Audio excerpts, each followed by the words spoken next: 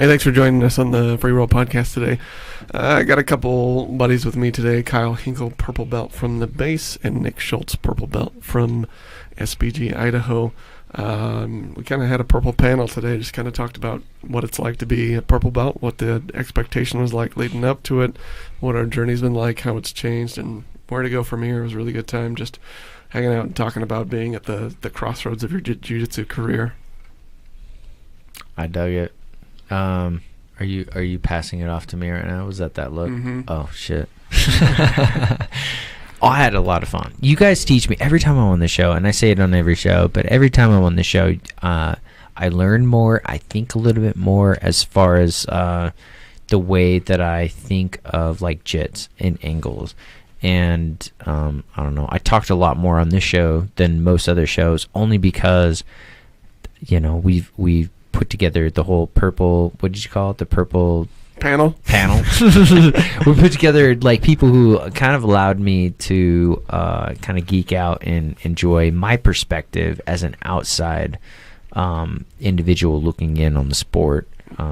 Because of my discipline's a little bit different, and so when I watch it and I see the development of the sport and the evolution of the sport, and I'm able to have people such as yourselves in here who are a part of that, I don't know. I think it's awesome. For me, it's cool because I don't know much about it, and you guys teach me enough to at least go to like my work or like hang out in a group and be able to like hold a conversation. Sure. So good. I'm glad. I'm always appreciative of the awesome people you have in here. It's awesome. We had a good time. Before we get going here, Kyle Hinkle headed off to the IBJJF Worlds at the end of this month. Any sponsors you want to shout out? That old Taigatsu place has been helping me out a little bit. No. They've been awesome. I've been talking with them for years and finally jumped on that train with them. They helped me out with registration and everything in that regard. And then I just want to have a big shout out to the people at the base and at SBG for really helping me get ready for it. It means more than words can express to me. So I'm really appreciative of the community that we have here and look forward to competing. Awesome. Nick, anybody you want to shout out? Oh, I always just shout out my family and friends. Love all of you. Awesome. Well, look forward to it. Awesome. Thanks for tuning in. Make sure you subscribe. Give us 5 stars. Pass the episode along and make sure that you have a wonderful rest of your day. Where the hell is my mic? Peace. Shut up and sit down.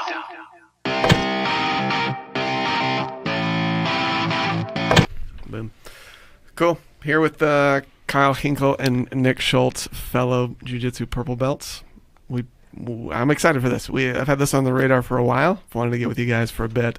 I've always kind of felt like we're at the level that's very unique. It's not like anywhere else in jiu-jitsu because we're kind of at the peak where or the midpoint, where we can look back on everything that was and then kind of have an interesting perspective going forward. I feel like you guys can agree or disagree. When you get to purple belt, I look at myself way different than I did at any other level, and I hope that continues to change and evolve. But it's such a different perspective than anywhere we have been, especially with kind of being the midpoint of what was and where we're going from here.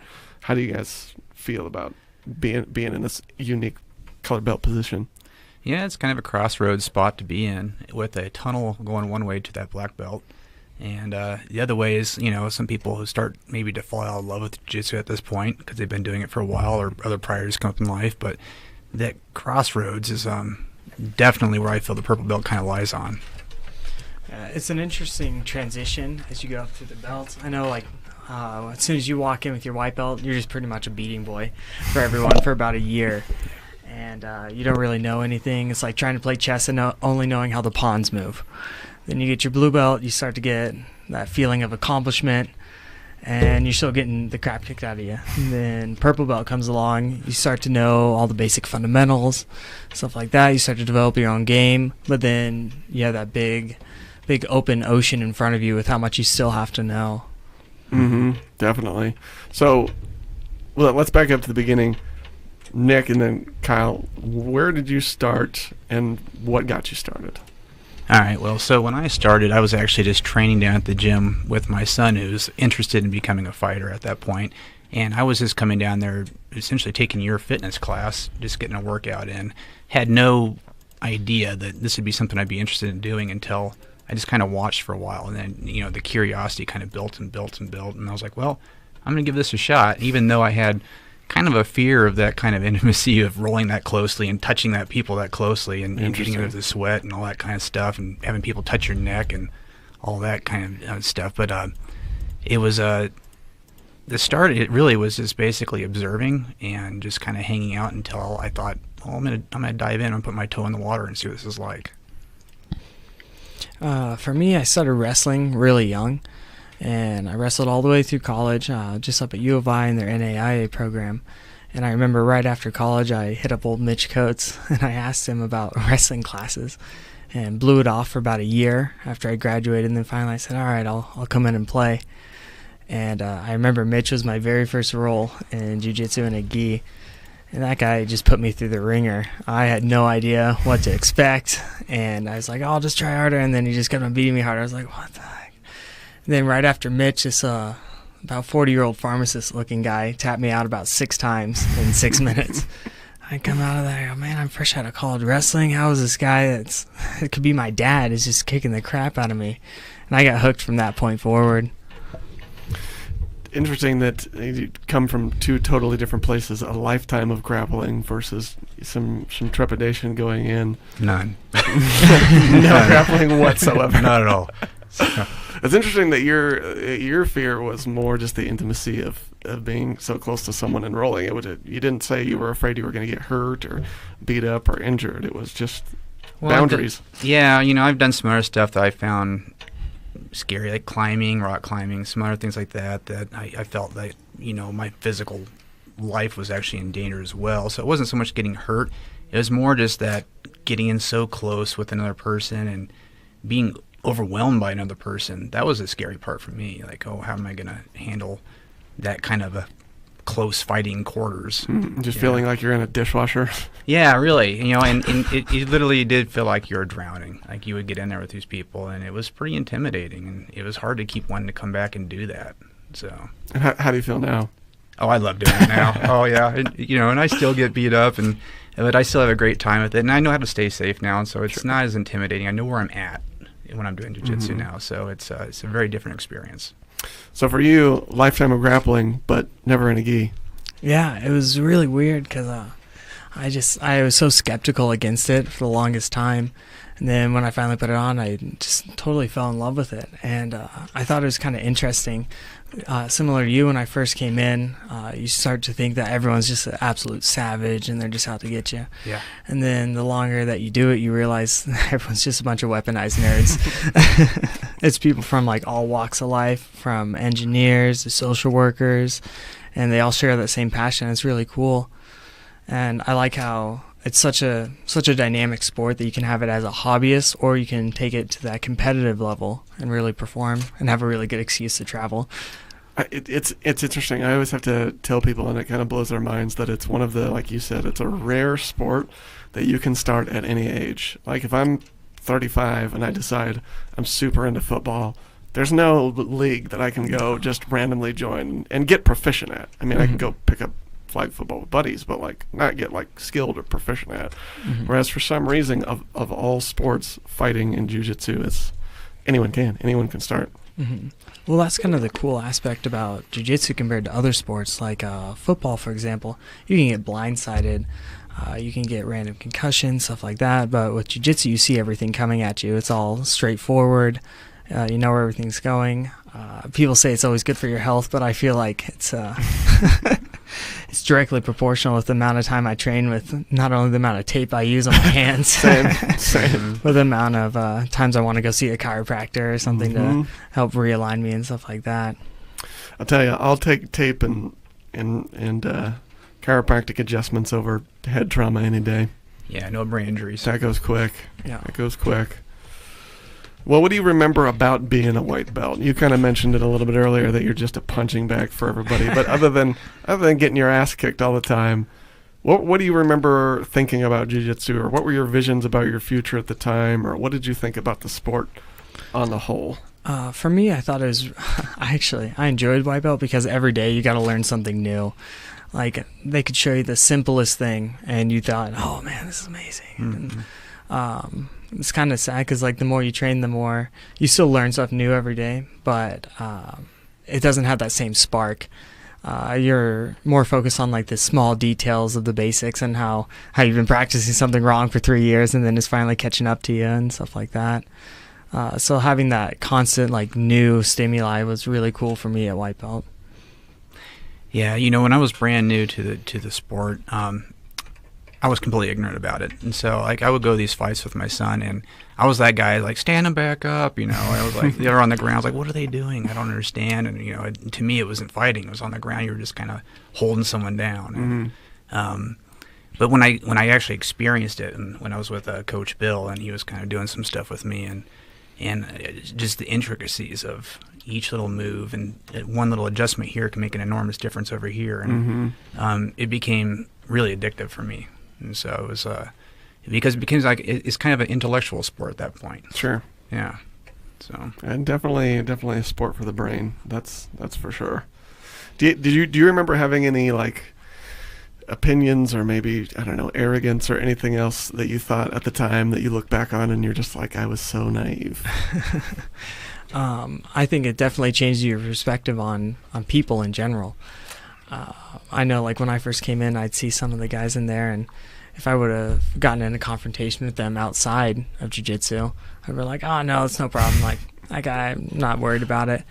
And then after training, like, this 120-pound black belt dude would just kick the living crap out of me. And I was like, what the heck? I'm 160 pounds. How's this guy that wrestled forever? Yeah. How's this guy that weighs 40 pounds less than me just schooling me? And so it opened your eyes to that a lot. And I was a lot like you, Nick. When you see those guys just on the ground, like, even coming from a wrestling background, you're like, why aren't you just staying on top? Why are you happy on your back? Like, this doesn't make any sense. You see all those old Gracie Challenge videos, and you wonder if it's kind of like a pseudoscience, like, you're like, no, I don't know. It looks real, but I'm not really a believer. And then when you try it, you're like, all right, I'm going to drink the Kool-Aid on this one. Yeah, that's something for sure that I noticed, is that's one of the perspectives I got from jiu-jitsu, is you can't judge people by what they look like, because the most peaceful looking person in the world can be the biggest savage. Oh, yeah. It's ridiculous. Like, a person who's just 100 pounds, 120 pounds, a kid, a young lady, whoever, that person might have a skill set that can just kill you. So. And jiu-jitsu is different because they can literally be nice about it the whole time and beat the shit out of you. It's like, I don't want to fight you. We don't have to do this. And then you're just mangled, and you're like, damn, you were so nice about beating the shit out of me. Whereas, like, in boxing, like, you're trying to take your head off. That's the goal. It's not nearly as nice. Yeah, it's like the most polite mugging that you can ever get. They shake your hand afterwards. They tell you good job. Great job. You're like, man, you just rode me for 6 minutes. I had no chance. I thought about tapping out to pressure, and I couldn't breathe. Well, that's something like you were saying there about boxing. How when you're sparring, if you're going putting a lot of energy into it, you can get some damage when you're doing that. Whereas in jiu-jitsu, you can almost every single time you go and you roll or spar, you can put everything into it. You come out of just absolutely exhausted, but zero injury. Totally. Yeah, I have to tell people that all the time, especially with my boxing background. I mean, I don't do any striking anymore other than coaching, and there's a reason why boxers and fighters, can't do it when they're 40 and on. I mean, forget about just the damage they've accumulated, but just the head trauma is absolutely outrageous, and that's a big thing. As when I notice with fighters, that they accelerate in jiu-jitsu faster than they accelerate in striking because of that reason. You can train at 100% intensity in jiu-jitsu and, for all intents and purposes, probably never get injured and get so much better at it. Whereas in striking, you really have to limit the amount of sparring that you do. And when you do, you're typically not going 100 miles an hour trying to kill each other because you're with your training partners. And so you have to dial it down to, 60, 70% and make sure it's good and technical. And unfortunately, that doesn't give you a realistic scenario of what what the fight's going to be like. You just have to really kind of guide yourself with your technique and so forth. And it becomes kind of an issue as far as people's growth, because if you could just go in and box 5 days a week at 100% intensity with no chance of with the same amount of risk as you do jiu-jitsu, like strikers would be unbelievable. They'd be so much better, but it's really risky. And then you see the fighters who used to train like that.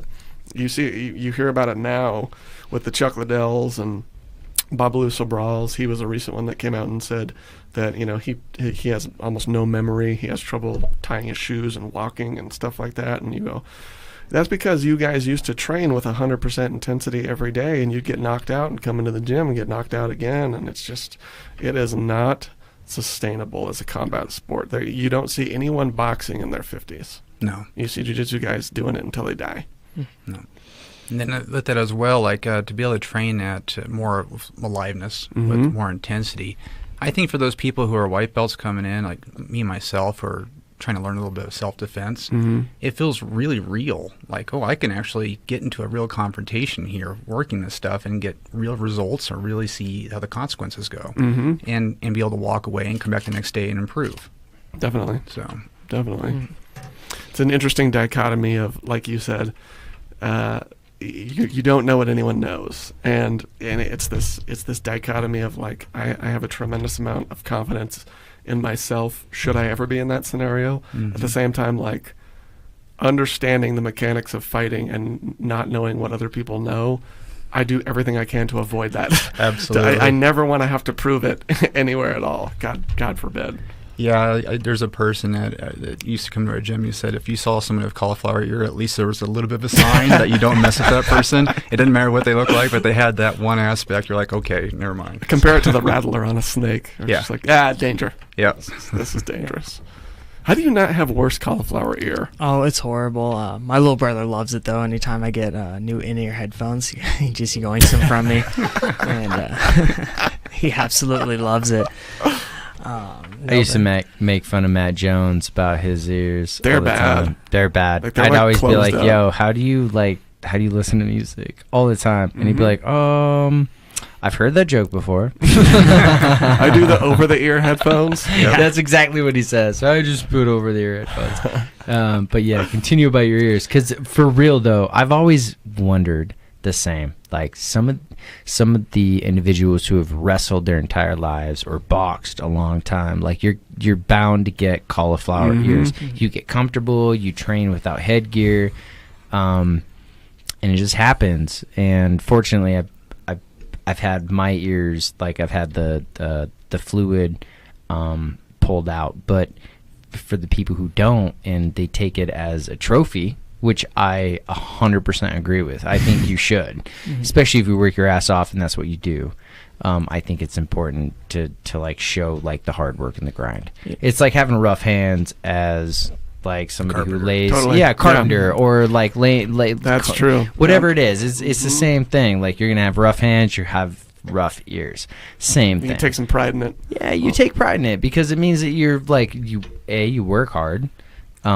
And you are going above and beyond what the average individual does within that capacity. Sure. So that's how I feel. But Totally. My wife hates it.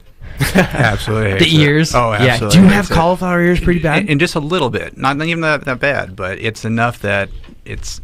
What are you going to do about that? You know? Can you even fix those? Like, do they go in and surgically correct them? Like, they cut out all the... Because it's all scar tissue Yeah, at that once it at that hardens, it's a point. lot more difficult. Yeah. But But like- you eventually reach this point where it's like, all right, they're not going to get any worse. Yeah. And Yeah. so you can't, Yeah. exactly. Like you can go in and get like plastic surgery on it where they just scrape it out. But it's funny you bring up that idea of like a trophy, because I remember like even wrestling in high school, I was like, oh man, I can't wait till I get cauliflower ears and all.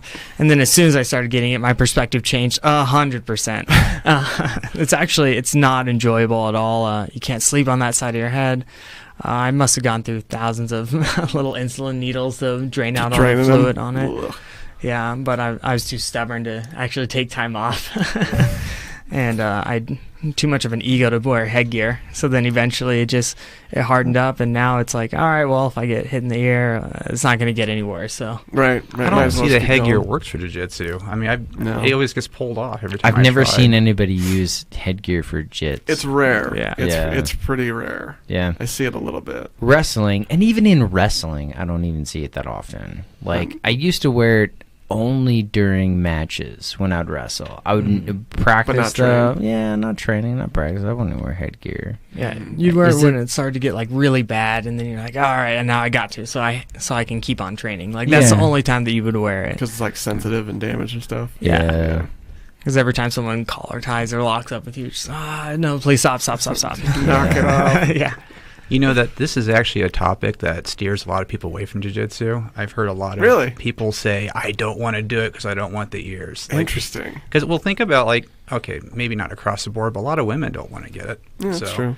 And so it's one of those things that does steer away some people when they see that, like, oh, I don't want to look like that, and I don't want to have messed up ears and stuff. But I think there is a way to train intelligently where it's not so bad. Yeah, just don't play half guard. You don't play half guard. Yeah. You don't play half guard, you'll be fine. Yeah. Or deep half. If you you like your face, you just don't do certain positions. Just stay away from it. But that's kind of like that social contract that you have to accept. If you want to get better at some things, you're like, oh, I have to take my licks here. So yeah.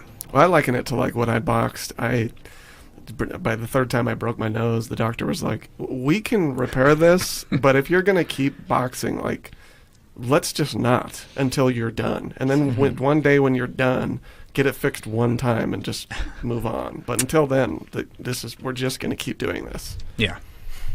And that's kind of a brutal spot because you still do jiu-jitsu, and I mean, you're still getting hit in the face all the time. I mean, it might be accidental, but it still happens. Yeah.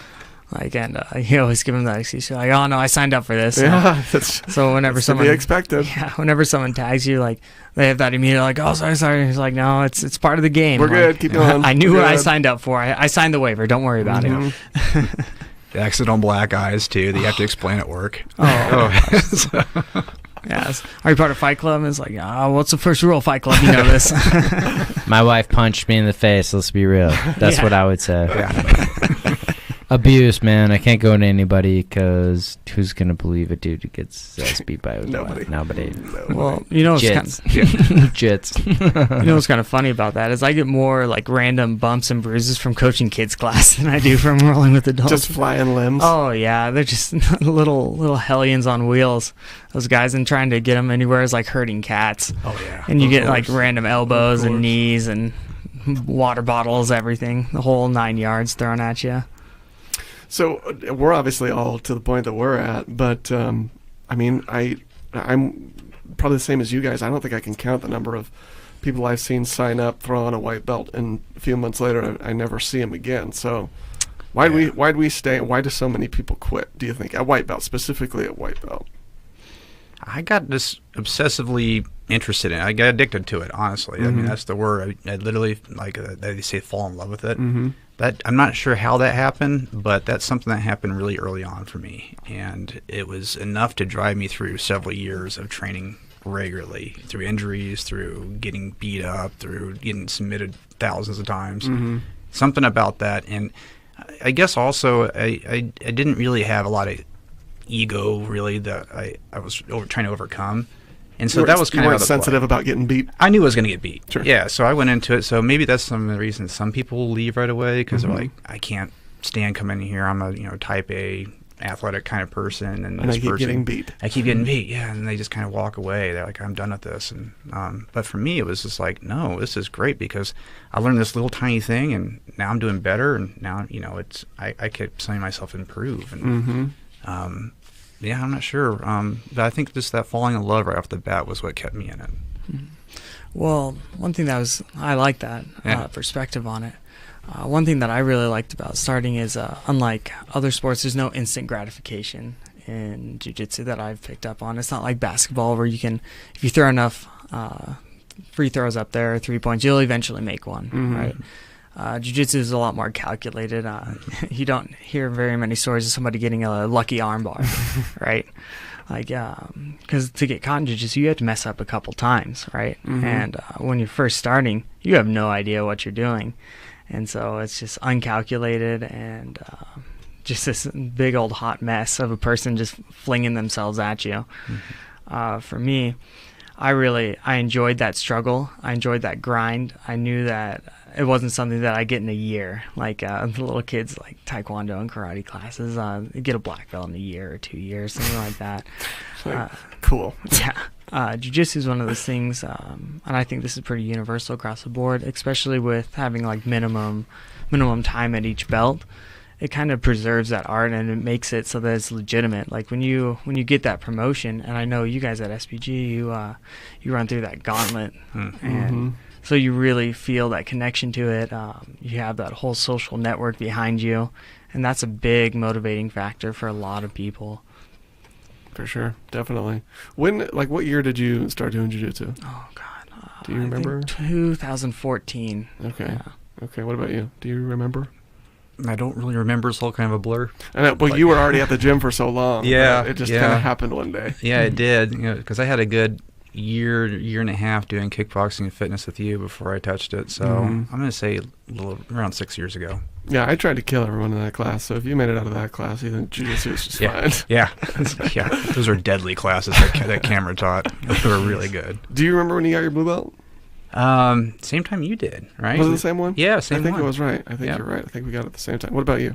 When I got my blue, gosh. Oh, I think that was 2017, early 2018. Wow. Oh, no, for blue, sorry. I thought you were talking about purple. Blue is probably 16-ish. 16? Mm-hmm. Nice. Blue belt is always the belt that everybody talks about. Everybody quitting at blue belt, the blue belt blues, and we gave somebody a blue belt, now they're gone, and it's always the running joke. But shifting from why white belts leave, why did blue belts leave? They've now earned something. They've put a certain amount of time into it. I mean, I think I'm just guessing, but I would say the average white to blues 18 months. I'm gonna say maybe 2 years for some gyms. So you've invested some time into this. You've obviously made some connections. So the age-old question, why do so many people quit at blue belt?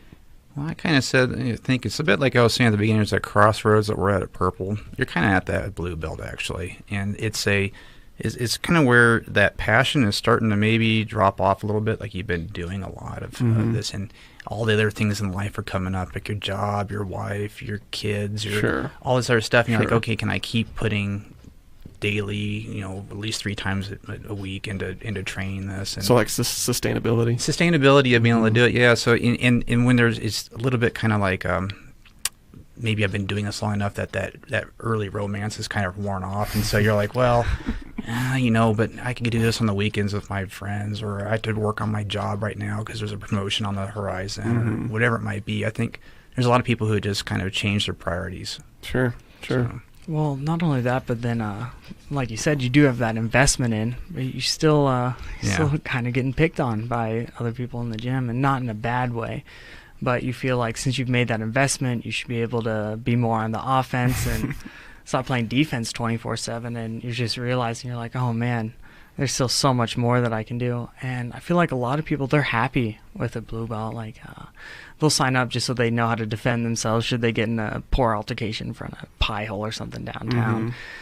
So that's a really reasonable goal. You hear all those statistics online, like, oh, blue belt in jiu-jitsu could be 80% of people in a street fight and stuff like that. And so for a lot of people, sometimes that's just their goal. They just hit that achievement. Yeah, achievement unlocked, blue belt. Retire the game now. Kyle, didn't you feel that as a white belt that you've made like huge advances quickly though? And when you hit blue belt, like you still make giant advancements, but it's not quite as big as it was when it was a white belt. And so there's a little bit of like, well, I'm not learning as fast, maybe they feel like. Yeah. So. There's definitely that like peaks and valleys idea. I know my coach down at the base, BJ Butters, we had quite a few talks at blue belt because you do get those blue belt blues. That's a real thing because there'll be sometimes when you're feeling like you're hitting everything really clean, you're starting to make progress, you get a sweep on somebody that used to just demolish you, and you're like, all right, there's light, and then you start to try something new, and then you just get your ego completely bashed back into place. And you get in that valley, and you just go, man, I'm not getting any better. I'm just spinning my wheels here, and then something clicks, and then it gives you that spark to get back up into it. One thing I was kind of wondering, when you guys first started, how many people signed up with you? Like, how many were in your white belt class? So I think when Nick and I got our blue belts in October 2014, and what's a little bit different about our gym is it was for many years an MMA gym before it was we really focused on jiu-jitsu. So we did a lot of no-gi, and the gi didn't come around until like 2012, and our gym started in 2007. I don't know if that's when we got the gi, but it was somewhere around there where it was kind of like a lot of people didn't grab on at first. And so I think when you and I were getting our blue belts, it was like 5 of us that got our blue belts, and there was probably like 15 other people at the gym at that point. And like there was a couple purple belt instructors, and they were of course like savages, and they had been purple belts for, like, Bill was a purple belt for like 8 years because there was no one to promote him. So it's not that he was the belt was not indicative of his skill set, but it was kind of this weird sort of shift, and we just happened to be kind of on the horizon of that, which is very cool. interesting. And now it's just exploded. It's wildfire. And something's also changed is that the way that we teach beginners has changed since we've been there. And Yes, it's definitely. People are definitely staying on. Like, our retention rate is a lot better because we teach a beginner's class Instead of just jump in. Yeah. Here's a person who's been doing it for 8 years. Roll against them. And you're like, you don't know what you're doing. Don't you guys also have that program where they have to train for X amount of months before they can attend an open mat or something like that? They just have to graduate the beginner's class, basically. Okay. Yeah. I know at Gracie Baja it's 3 stripes. Oh, really? Yeah, you can't roll until you have 3 stripes on your white belt. Wow. Well, that's a lot. Yeah, at least that's what I understand anyway, which I thought was really interesting. I was like, oh, okay, everybody does it different. I guess that would increase like retention, because then at least somebody knows kind of what they're getting into a little bit. Right. You're not just starting the game without skipping the tutorial. And it does minimize that Shark Tank anxiety where that's what we used to do. Like, somebody would sign up, we're like, great, go get your shit on, go to class, and then we'd treat them like anybody else. And I mean, we didn't know any better, but you get people who on day one are just getting crushed, and they're just like, oh shit. I mean, you back it off a little bit for new people, but at the same time, like, first class for anybody is pretty overwhelming if you're going to be jumping in with everybody else who's done it for years. Oh yeah, and they don't know a lot of your background. I know you have one guy who did like 9-10 years of like no-gi before he came in. Mm-hmm. I remember when I went over there to roll with him, he goes, let's start standing. I said, nah, it's all right, we'll just start on knees. And he's wearing a white belt. Yeah, he's wearing a white belt. I'm like, oh no, dude, like, don't worry about it, we'll be fine. He goes, no, I want to start standing. All right. Start rolling, and he shoots in this big old blast. I'm like, oh Jesus! And it's this D1 ASU wrestler kid. And I go, man, where did this come from? And it was really refreshing. But at the same time, it, like you guys were talking about, it kind of just makes you stay on your toes a little bit, and like you have to respect the sport. And like Totally, absolutely. I think you hit the nail on the head. That's my number one theory about why people quit at blue belt is the learning curve. Learning curve changes. When you walk into your first class, you know 0 things for all intents and purposes. You may have seen some things, I mean, other than wrestlers, and you may have seen some things in MMA. You know some terminology. Mm-hmm. You may know, you can see mechanically how to do a guillotine, basically speaking, but you really know nothing. And your first class, you learned one thing, so you've now gained 100% more knowledge in jiu-jitsu than you did yesterday. Mm-hmm. And so class after class, that decreases. And so when you get your blue belt, now you've accumulated 100 things. So when you learn one more thing, you've only got 1% better. Mm-hmm. And I think people, they get dissuaded by that because, like you were saying, a white belt, like, it's so new, it's so fresh, like everything's new. Like, what's a Kimura? Like, what's a rear naked? This is this sweep is awesome. And then you get to blue belt, and you're kind of honing the things that you learn and adding a little bit as you go. And you feel like, at least looking back at blue belt for me, I realize that I knew like painting with broad strokes techniques, but like, good God, I just didn't know shit about details. Exactly. At all. And I'd just be like, why is open guard so hard? Why does everyone keep passing it? And now I look back and I was like, well, because you didn't know a damn thing about it. You knew just broad strokes. And so I think that's the main thing that I see is just you get super hard on yourself because I'm only 1% better than I was yesterday, whereas like at a white belt, like 2 months later, I would have kicked my ass like 2 months ago, you know, and now it's like you're kind of just getting razor thin advancements, at least for most people, I think. Mm-hmm. That's just my theory. But still, sad to see people go. I mean, we do see a lot of it at Blue Belt, which is a bummer. But hey, we're still here. We're in purple, Yeah, right? it's still kicking, right?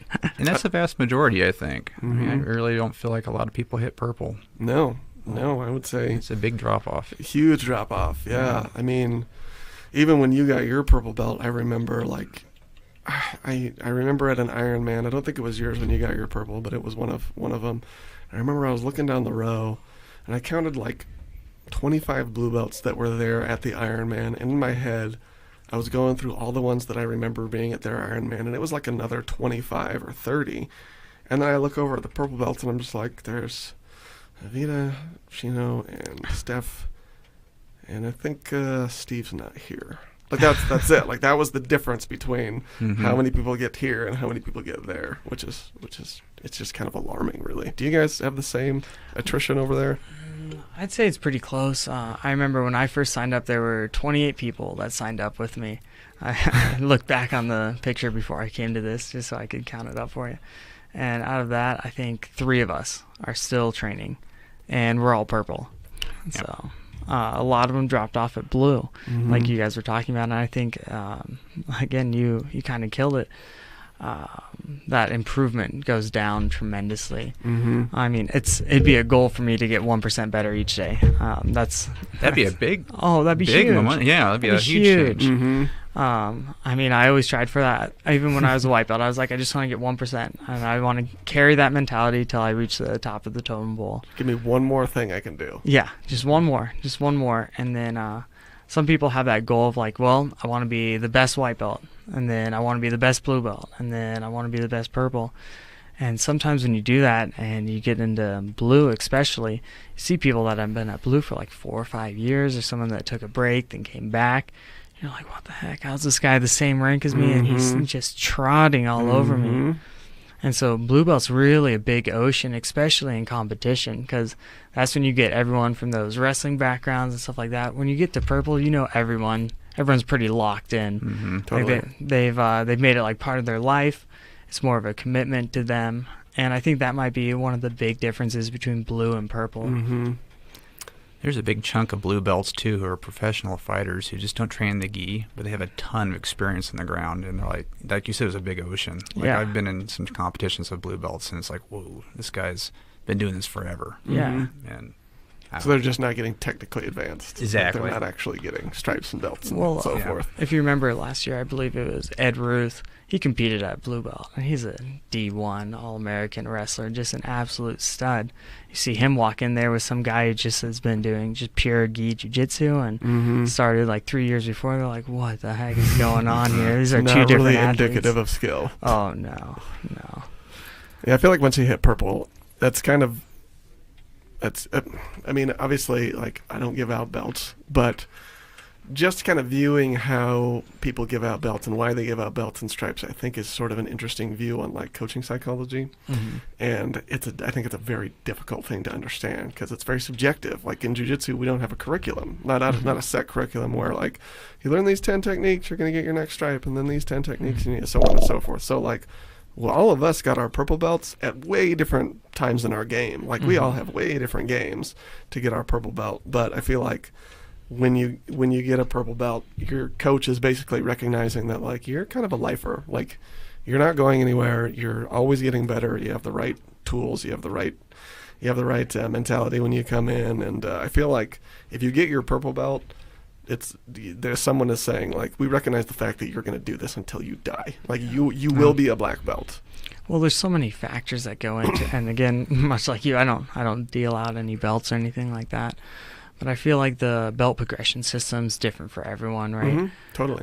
Somebody who competes really actively, their instructor might have a higher standard for them, and they might have their own personal higher standard, where they want to be a higher caliber blue before they get to purple, higher caliber white before they get to blue, maybe win a couple competitions, get that in first. I mean, you've always heard stories about the sandbaggers that been blue belt for 8 years and keep on winning all these tournaments so they just don't get promoted.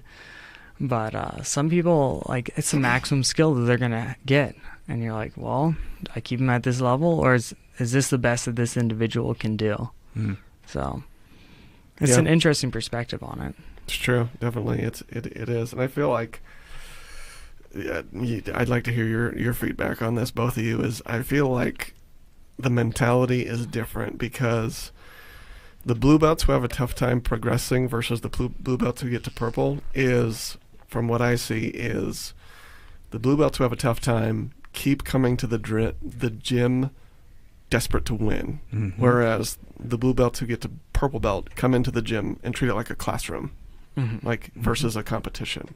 Like, I gotta go in and like kill all my teammates. No, you don't. You don't have to do that at all. Like, I don't give a shit whether or not you win or lose any of your, like, no one's grading you on how many times you win in class. But if you treat it like a legit classroom and you're like, man, teach me, like, what else can I learn? What's the little detail? What's the key? So on and so forth. Like, I feel like those are the people that really progress. Yeah, you're missing out on an opportunity if you're coming in the gym and you don't allow yourself to, with training partners or your friends, to put yourself in bad circumstances and work your way out of that. And, I mean, if you're always going in there just to play your A game to win, there's just a huge amount of learning that you're just passing up. It's kind of funny you bring that up because one thing that I've noticed is, at least it happened for me, was I noticed that a lot of wrestlers actually, when they first start, they start off on a little bit higher tier because they have some of that grappling intelligence and stuff like that. But to get good at jiu-jitsu, you kind of have to put that on the back burner a little bit because with that comes that ego and that mindset that constantly like, oh, no, I got to beat this guy. I got to beat this guy. I got to beat this guy. But as soon as it seems like when you want to transition over, like you said, you have to get out of your comfort zone. You have to expose your back. You have to try a fun move every now and again. Heck, try a bolo. Like, just do fun stuff to keep the game interesting. And then when you do that, it opens up a whole bunch of like new revenues and just different ways that you can explore the sport. And not only does it make it fun, but then it makes it like it just opens your mind to so much more that you're able to do, and really opens up your options. Yeah. Yeah, when you do that too, like when you're just kind of sandbox, when you're in the rolling, you can start collecting these techniques too. You can just start, I mean, even though I can't remember techniques worth of crap, I forget them just as fast as I learn them. But at Blue Belt, you spend a lot of time just like collecting them all. Like you just try all these different things. Like I want to try to invert, or I want to try to do, whatever, some leg game stuff, whatever it is. But it seems like Blue Belt's that opportunity to really like expand and learn everything. Now, see, it's kind of funny because I noticed like I had a different perspective on that. When I got my purples, when I really started like just trying like fun stuff and then really experimenting with things. But I think for me it was more of like a social stigma behind that. Like when you were blue, if you tried something wild, or if you tried some weird day leave X thing, people would be like, this guy doesn't know what he's doing. He's just calm down, blue belt, stick to the basics. You learned that on Instagram, or where'd you pick that up from? And then once you hit purple belt, people are like, oh no, he's just working on new things. Like it's fine. Like let him grind through it and stuff like that. And that's true. Yeah, that is an interesting point. Yeah. Like and I don't know how it is at all gyms. I don't know whether that's universal or not. But just that kind of like that social acceptance, like you get that social contract to be like, all right, yeah, you can go ahead and try these new moves and stuff like that, and no one's gonna judge you for it. No one's gonna ridicule you for going out way beyond your scope of what you should be trying to do. Yeah, well, that's interesting. They say I mean, based on articles I read and coaches I talk to, they always, when you talk about like what does the belt mean, the most common thing I hear is white belt is just trying to absorb information. Blue belt is really honing defense, and purple is where you really start to craft your game. And I think it's through like what you were saying, where you're at a point where you feel comfortable with a certain amount of things to where you start integrating the things that really work for you and the things that you're passionate about. And I know I feel that's exactly true of my game for sure. Blue belt was like 4 years of survival. Just how can I not get my ass kicked? Well, you're kind of like that white and blue is kind of that like cookie cutter, like, hey, I just need to stockpile as much information as I can, and then I've at least felt at purple is when you're like, all right, I'm actually really good at butterfly, or I'm really good at open guard or closed guard, and so I really want to hyper focus on that and make that my A game. And I feel like that's what I've been able to do more recently, is just kind of identify myself and identify my goals a lot more easily, because at like white and blue, you don't even know half the techniques out there, right? I still don't know half of it, and I've been doing this for like 5 years now in a gi. But I think that's just the biggest transition, is where you actually get to like customize it and put your name on your game. You feel like that's what you've been doing at Purple? I've been trying. I think we all try You that. don't have to be modest. It's fine. What about you, Nick? Well, let's see. At Purple, I feel like, at least where I'm at right now, is I feel like I'm actually removing stuff. Like, I'm not doing so much. Interesting. Yeah, like I'm just kind of like focusing at really basic stuff. Totally. How do I get really heavy on top? How do I take away space here? How do I, manage space here? But real basic, kind of like, not even really thinking about technique. It's more like concepts. You know. Just like base details, like you said, concepts. Yeah. What's one you've been working on lately? Well, since Thornton's seminar when he came to town, I've been really working at trying to be as heavy as I can on top side, and just using like just natural weight and angles of my body, and also getting the back and keeping the back. That's everything I've been working a lot on, is just because it seems like I take someone's back and they escape with no problem. So I'm like, I'm going to fix this problem. So I've just been spending quite a bit of time actually just getting there and not going for a choke or anything, just kind of barely threatening, but just how can I hold this position? How can I put more pressure here or there, or keep this knee from getting escaped or anything like that? So it sounds like you're really working positions and just sort of ignoring submissions, at least. Yeah. You're focusing more on position. Yeah, so for me, it feels like it feels really rudimentary. Like I'm just doing really basic stuff right now. Are you any less passionate about it? Because it's not some cool, crazy sub? A little bit. Yeah, I gotta say honestly that there's things that have come up in my life that so the passion of jiu-jitsu is a little bit less now. I'm not training every day like I used to before, Sure.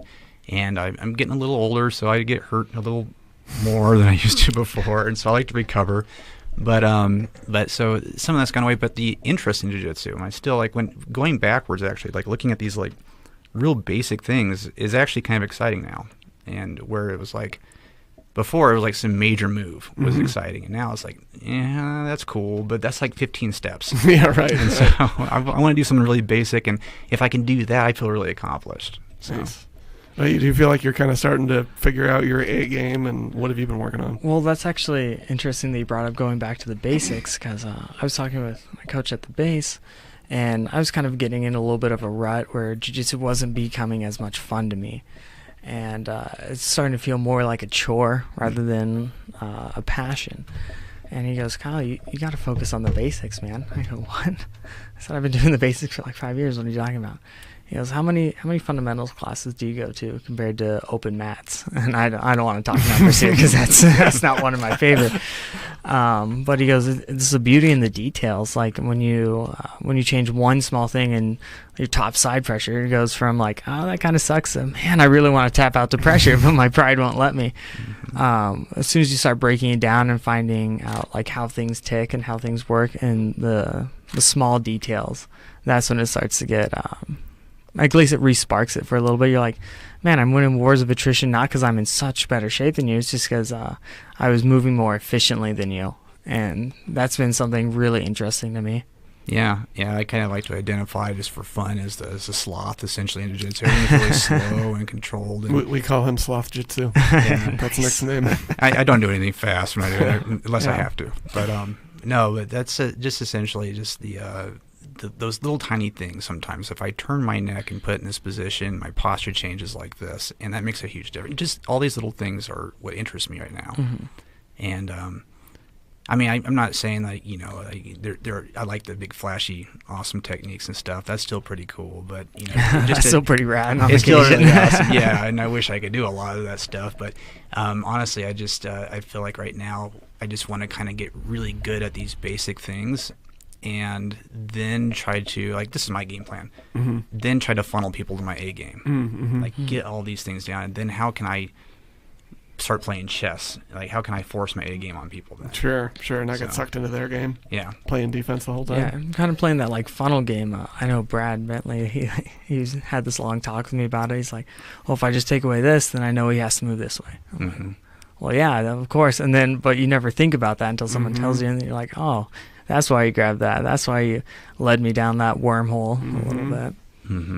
I feel like if you looked at the YouTube history of like a jiu-jitsu practitioner at white belt, it would be like, what is a Kimura? And blue belt, it would be like, how do I do a tornado choke? Yeah. And a purple belt's like, where does my foot go? Like you completely go in reverse. Yeah. You back up to the most fundamental, just like, where's the posture here? Where do I put my weight? And I wish I was in higher ranks so I could expand more on it, but it's like, I wonder what it's like at like brown and black. Like, and I bet they just dive further down that. Like, what small things can I do to make me more efficient? That's one interesting thing is when you see like a brand new guy rolling with like a seasoned brown or black. And at the end of the roll, the brand new guy's in like this cold sweat. It looks like he just ran Roby Creek. Breathing like crazy. Yeah, and this black belt just gets up, reties his belt, and goes finds a new person. You're like, what the heck? How did that just happen? And you see that white belt, and he's looking up at him, and it's like, are you just in that much better shape than me? And it's like, no, he's just moving so much more efficiently than you, that his gas tank isn't getting drained nearly as fast.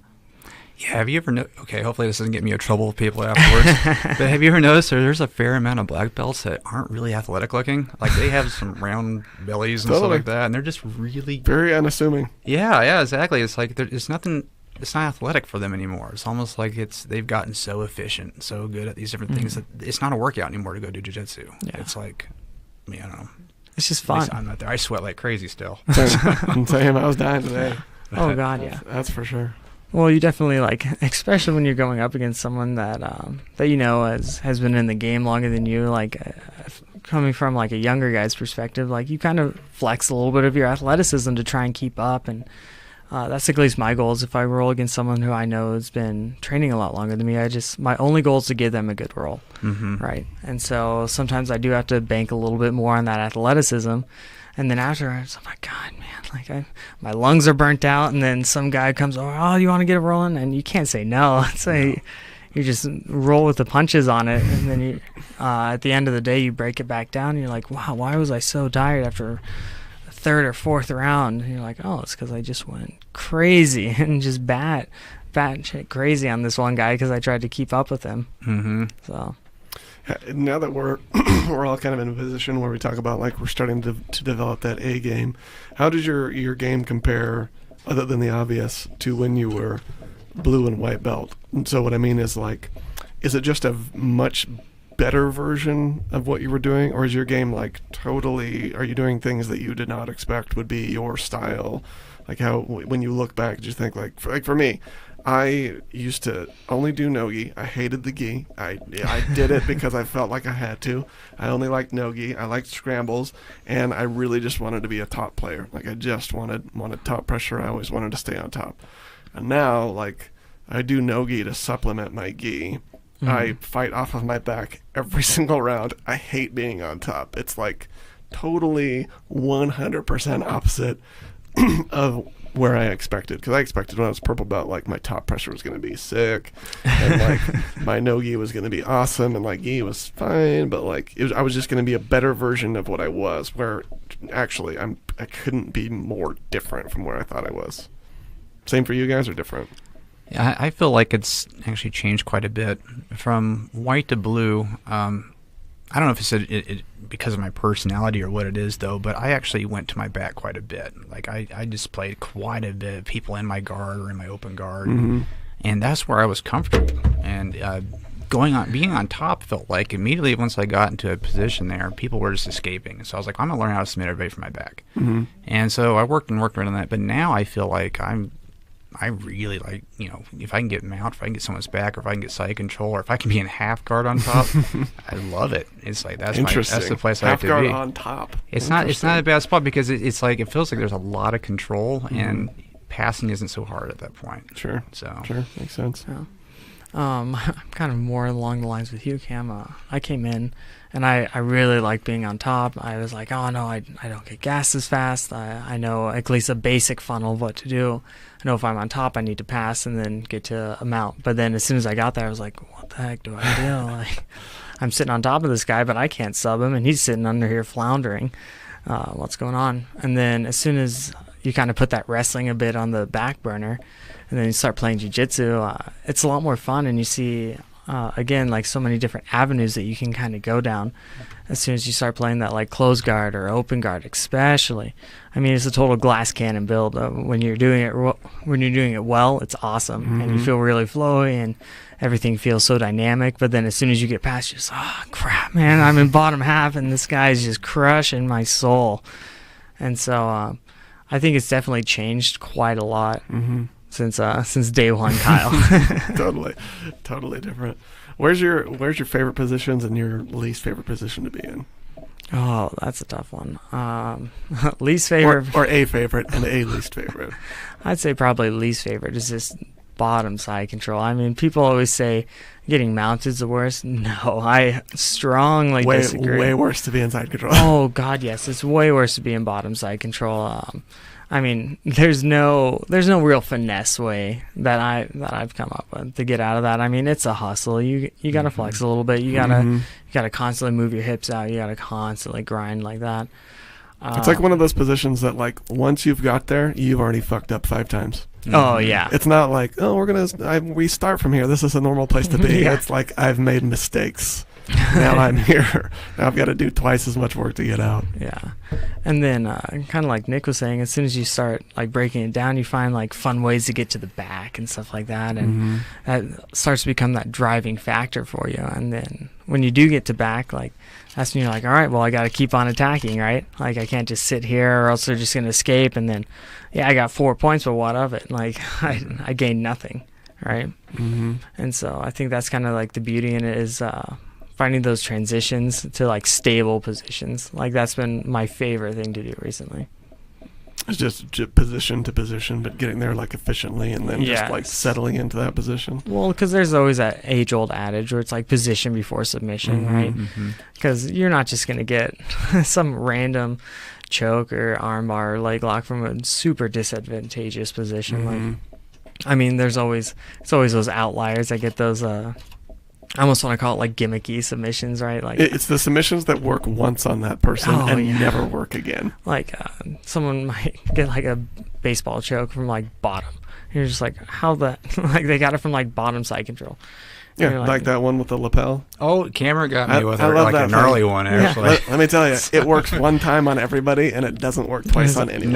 No. Once I see your hand touch that part of the lapel, and I'm like, never again. No. 0% chance. As soon as you see it, you just immediately shut it down, and it changes almost like the whole tone of the roll. Totally. Because you're like, you just tried to cheese ball me. How dare you? Heck, I still remember there's this one time where I was fresh out of my blue, and I was rolling with this white belt guy, and I was in his closed guard. There's like 15 seconds left in the roll. He reaches up and grabs a collar choke on me. I'm like, there's no way this is going to work. Like, not a chance. And I looked up. I saw 14 seconds. I'm like, nah, I'll let it play out. About 8 seconds go by, and I'm like, oh, man, this is actually kind of deep. And then a couple more seconds tick off, and all of a sudden I hear this, like, whoa, whoa. And I'm like, whoa, okay. And it turns out that was a buzzer. And he goes, man, I thought that I had that. I said, yeah, it was pretty deep. And he goes, Kyle, you getting up? I said, I can't quite get up yet. I'm just going to sit right here for a minute. I'm just going to take a break. Yeah, just give me 5, coach. That's interesting. Yeah, I think probably worst position for me definitely is bottom side. That is a terrible place to be in. Somebody knows what they're doing. They're so mobile too. It's like there's a lot of pressure that can be put on you, and it's a bad spot. So and the options for when you're in top, like in the knee on belly, you can just further crush their soul and go to north south, make them just feel pinned. Like a whole bunch of stuff you can do from there, and from bottom, you're just that's just a dark place. That's a dark place. It's like it's one of the few positions where you're working to get back to a point to continue. Yeah. You're not getting to that point and continuing on. You have to work back to something else, and then you can get back to your game. Well, they always say, like, you want to be a couple steps ahead, right? And when you get to that top side control, like, you're 3 steps ahead, right? Like, even if they make 1 or 2 steps, like, you still have that momentum carrying you forward. And that's where that real that's where that big difference in draining the gas tanks comes from, in my opinion. As long as you can stay like that 1 step ahead, they're always playing catch up. And then when they're always playing catch up, they make a mistake, and then you have that extra second to capitalize on it. Yeah, definitely. That is for sure. That's a shitty position to be in. Oh, dude. What's your favorite position to be in, Nick? Well, Where do you like to be? Where do I like to be? I definitely would prefer to have somebody's back, if I can. But I do really enjoy playing open guard. So it's a ton of fun. It's like a whole bunch of the options are just limitless. Yeah, it for me, sweeps and stuff that you get from there, submissions that you can get from your open guard. It's just a lot of fun. I've noticed, at least for me, not nearly as fun in no-gi, but just a blast in gi. It's just like you have so many options. Let's just do some things. Well, that gi just opens up so many options with the amount of grips that you can have. Like, there's like, try playing spider guard in no-gi. Good luck, buddy. Difficult. Like, what are you gonna do? Grab the wrist and keep it? And then you commit both hands and both feet, and you're just like, well, we'll sit here for a minute. Not happening. So, other than your coaches, because coaches, we love you, we appreciate you, you're the greatest, but everybody always says they're coaches. So outside of your coaches, who in the jiu-jitsu community do you really admire, look up to, whether they be a competitor or a coach, historical now, earlier, when, like, who are the people you look to that inspire you outside of your own gym or outside of your coaches? I'll go with the mainstream answer on this one. I really like to watch Josh Hinger. I think he has a bunch of really interesting perspectives on jiu-jitsu. He's an active competitor. He competes IBJJF, local, sub-only, points, like anything. That guy just gets after it. And he has just such a dynamic game. It's that big pressure game, but he can still flow. And he also writes a bunch of nice, soapy, inspirational Facebook stuff. Yes, he does. That when you get in those, like, blue belt blues or those valleys, you can kind of read that back and be like, all right. Somebody else at a really high levels going through the same stuff as me, kind of help you push through it. What about you, Nick? What do you like to?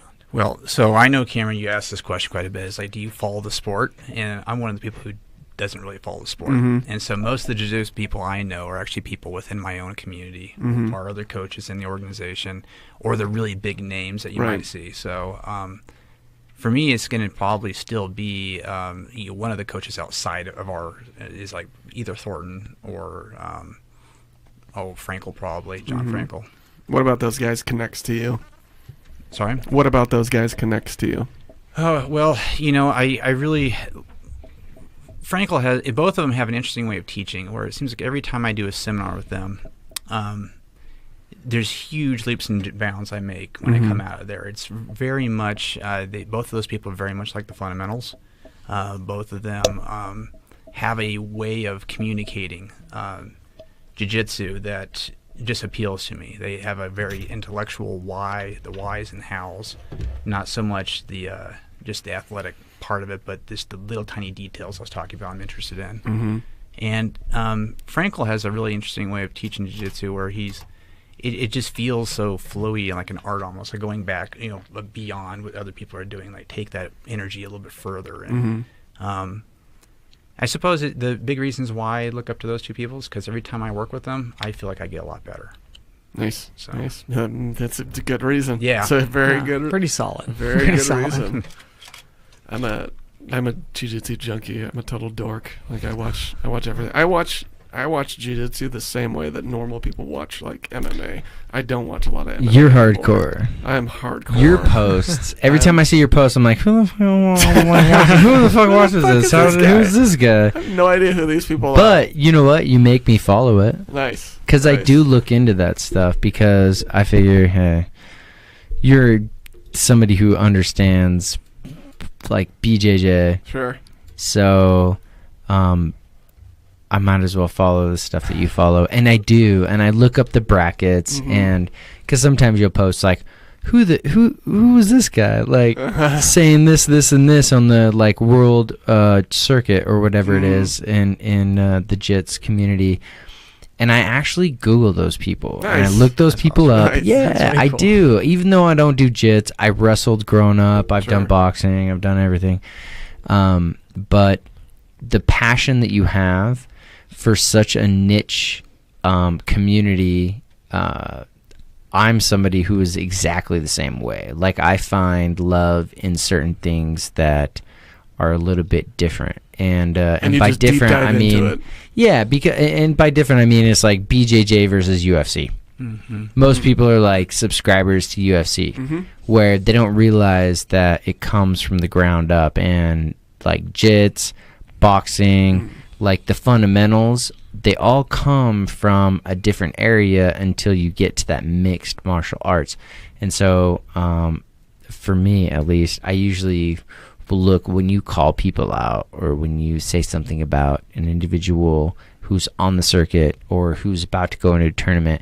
A lot of times I just Google them and I just like look at a video and be like, all right, cool. That's cool. I don't even know what they're doing, but that's cool. Yeah. That's yeah, awesome. totally. Cool. So, Glad to hear that. yeah, I'm probably not the only one, but you definitely influence others to at least research and look into what it is that you're talking about, because apparently the JIT circuit is pretty intense. It is pretty intense, and Yeah. it's like massively growing over the past few years. It's like wildfire. Well, we were just talking about in the Valley how many schools have been popping up. Yeah. And so Idaho's kind of turning into a little bit of a mecca for jiu-jitsu. You have everyone, like the schools that a little bit more MMA focused, but still have a really strong JITS program like SPG and stuff like that. And you have other schools who are just purely gi jiu-jitsu. Totally. And then everywhere in between, right? Yeah. So I mean, I remember at the Northwest Submission Challenge, the local tournament, I mean, just 2 or 3 years ago, it was like SBG, the base, and then a bunch of gyms I didn't know because they weren't from here. They were from Salt Lake and Oregon and so on and so forth. Now it's like every time I see somebody, like, do you hear they're opening up an academy here? And like, this person's going to run it, and that's crazy. oh yeah. It's nuts, man. Yeah, how many black belts are in Idaho now, do you think? How many you got at your school? Oh god, too many to count. Like probably 35-ish. Black belts? Yeah. No kidding. It takes forever to get a black belt. Yeah, like Yeah. 10 I know, years so at least. So it's something that has just kind of marinated in That's the valley. right. It's Yeah, just coming that's to true. maturity right now. Yeah. What I've noticed, and this is an outside perspective as a producer and somebody who like strictly only done boxing and other sports, but what I've noticed is the JITS community is all about family. You love each other. And secondly, it's something that you put a lot of time into. Totally. And you don't get any recognition. Totally. It's not like you're winning a world title and you're on ESPN. Right. It's like you dedicate Yet bowling the is. same amount of time. Yeah, even bowling. You dedicate the same amount of time for that, whether it's like a profession for people who make money on, I guess it would probably be sponsors. But there's a lot of dudes who are like, yeah, I got 3 kids, I got a wife, I have a legit job, I just do this on the weekends and I'm good at it. And it's something that the majority, in my opinion, of America can look at and say, why would I go lift weights and go do a bench press when I can actually be a part of a family or be a part of a tribe? Because at the end of the day, when you're raising a family, it doesn't matter how much you can bench press. It doesn't matter how quick you get off the line. What matters is making sure that the person who's in front of you is distracted or they're incapacitated in a certain way. Totally. Now, I have a gun, so I don't mind. I'll shoot somebody in the fucking head if they come into my house. And if they run out, I'll fucking drag them back in and make Shoot sure 'em they're anyway. dead in my fucking house. Yeah, that's America. But when it comes to, like, mixed martial arts and everything, jiu-jitsu, I don't even want to say that it's like undervalued. I think that it's just it's something that's not understood. Yeah, there you go. And most people would look at it and be like, oh, it's like wrestling on steroids. Sure. Maybe. I don't know enough about it to say yay or nay, but America is definitely like, we do wrestling as a sport. It's like an Olympic sport. Well, it was an Olympic sport. Is jiu-jitsu an Olympic sport? No. Judo, yeah. Judo is, yeah. They'll put skateboarding in there. Mm-hmm. Curling. You can ride a skateboard and you can curl, but jits. When I look at people who are involved in jiu-jitsu, it's literally converting your body into a Rubik's Cube. That's how I see it. Totally. And it's a puzzle, and you have to figure out how to solve that puzzle quicker than the person in front of you. It just turns out that you're red and he's blue, and you have to figure out what side you're on and get the squares straight. Totally. Mm-hmm. That's how I see it. And so when I see jiu-jitsu, it's something for the common man. Anybody can jump into jits, anybody can wrestle, anybody can do that kind of stuff, but it takes a lot of hard work. It takes a lot of dedication. You guys were talking about the blue belt blues or whatever. the blue belt blues, where people just get discouraged and they bail out. Well, fuck those people, because they shouldn't be in there anyways. They're not making you better. The people who stay and they get that next belt and they continuously improve on their form and they improve on everything, those are the people who are going to make the sport better. They're going to be the people who are going to put that sport in the Olympic setting, where it's on a on a global level, where it's taken seriously. I'm so surprised that jiu-jitsu is not an Olympic sport. Yep. Like, that blows my mind. Well, okay, to be honest, it's, for the normal person, it's boring to watch. It's super fucking boring. And the Olympics Except for are about making money. Maybe no-gi. And so Some of the high-level no-gi competitions are pretty intense. But if you I think watch you're it, right. it can get intense. It's like soccer. Fuck soccer. Soccer's so boring to watch. But when you watch good soccer, it's really good to watch. Yeah. And you enjoy it. And same with baseball, right? Nobody tunes into basketball. Nobody tunes into the NBA. I mean, not nobody, but like barely anybody tunes into the NBA, tunes into MLB. Nobody wants to watch that on TV until the playoffs hit.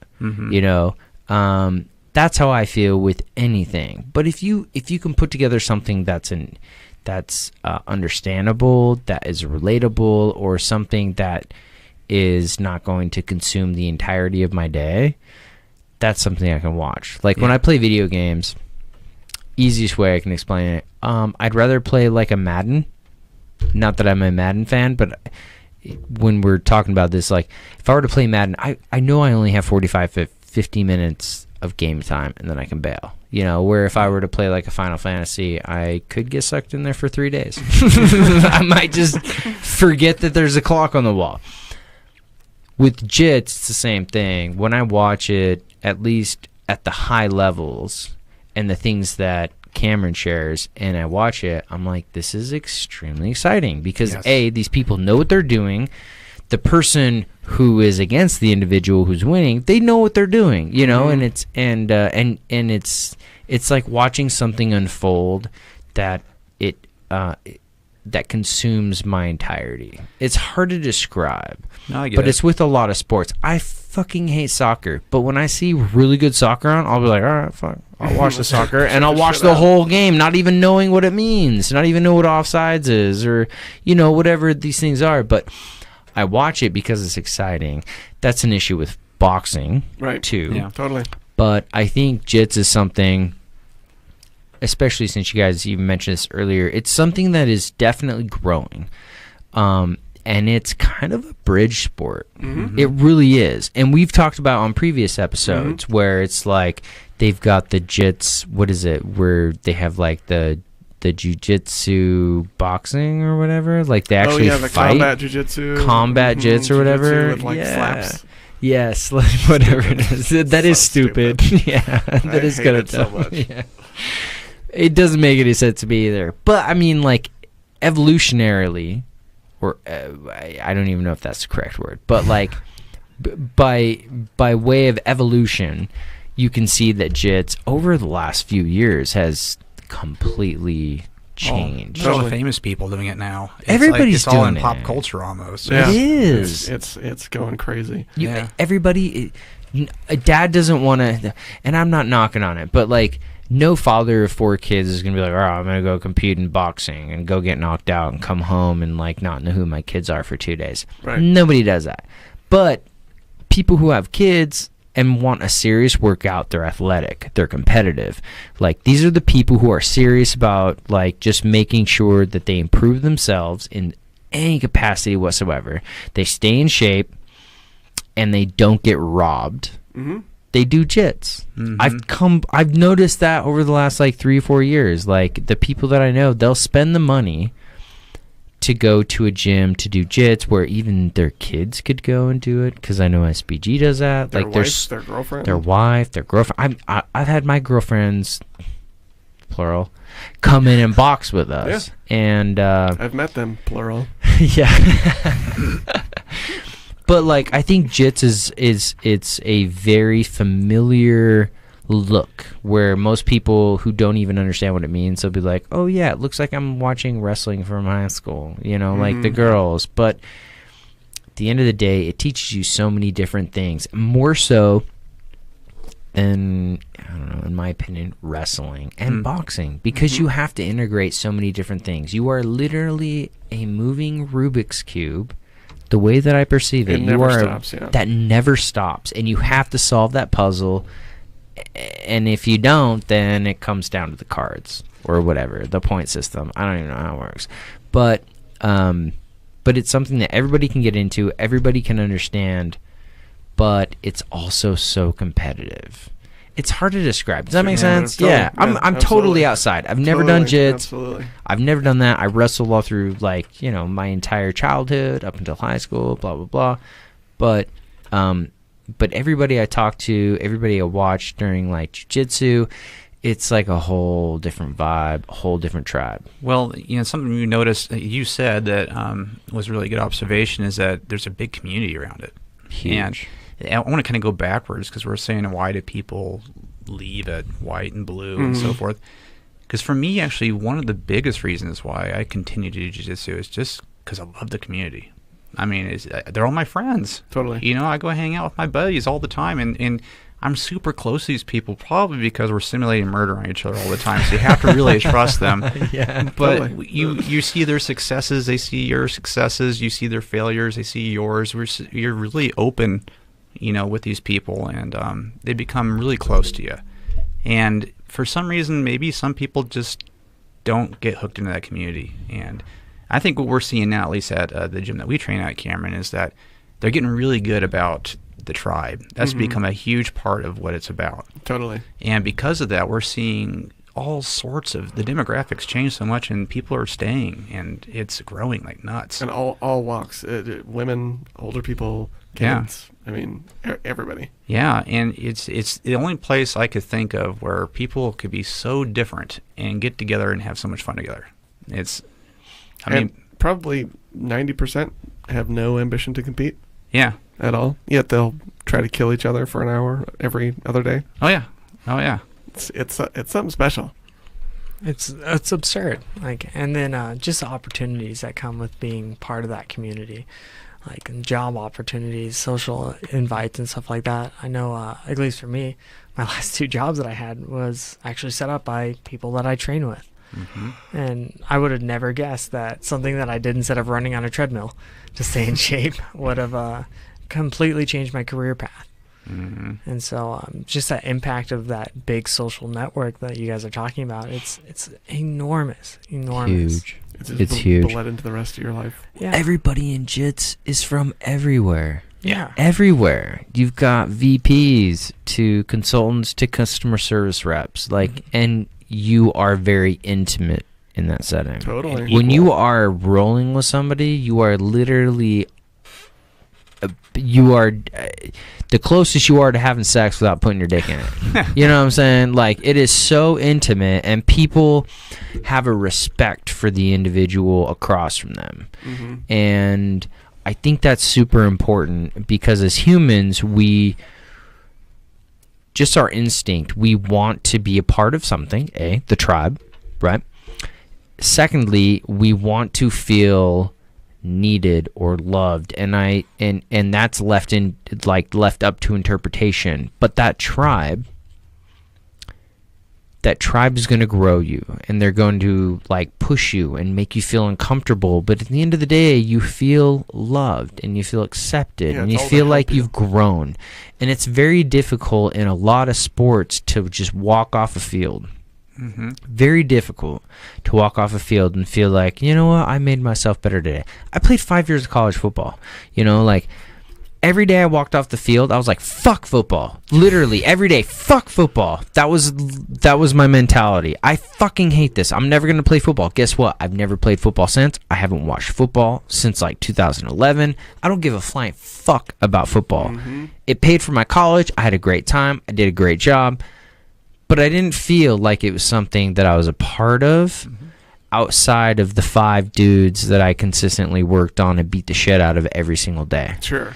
And it wasn't like I'm going to beat the shit out of you because I'm going to make me better or you better. It's I'm going to beat the shit out of you because it's going to get me time on the field. Right. And that coach is watching me. Where when I watch like jiu-jitsu, I see people who, they're not all Americans, but they go out there, they do their thing, and everybody is like, yo, dude, you did a good job. And if you suck, they're like, hey, man, you kind of suck, but hey, let's make you better. And you're part of that tribe. Wherever, like, for me, every time I was in a competitive setting, it was death or glory. Live or die, death or glory. Where, like, I think in jits, it's like, if you win or lose, not death or glory, it's win or lose. And it's not to take away any competitiveness. It's just to say that there is a camaraderie within that community that respects the individual who's on the other side of the line of you. You know, where it's like when I was playing ball, it's like, fuck you, white boy, blah, blah, blah. I'm in like the South, right?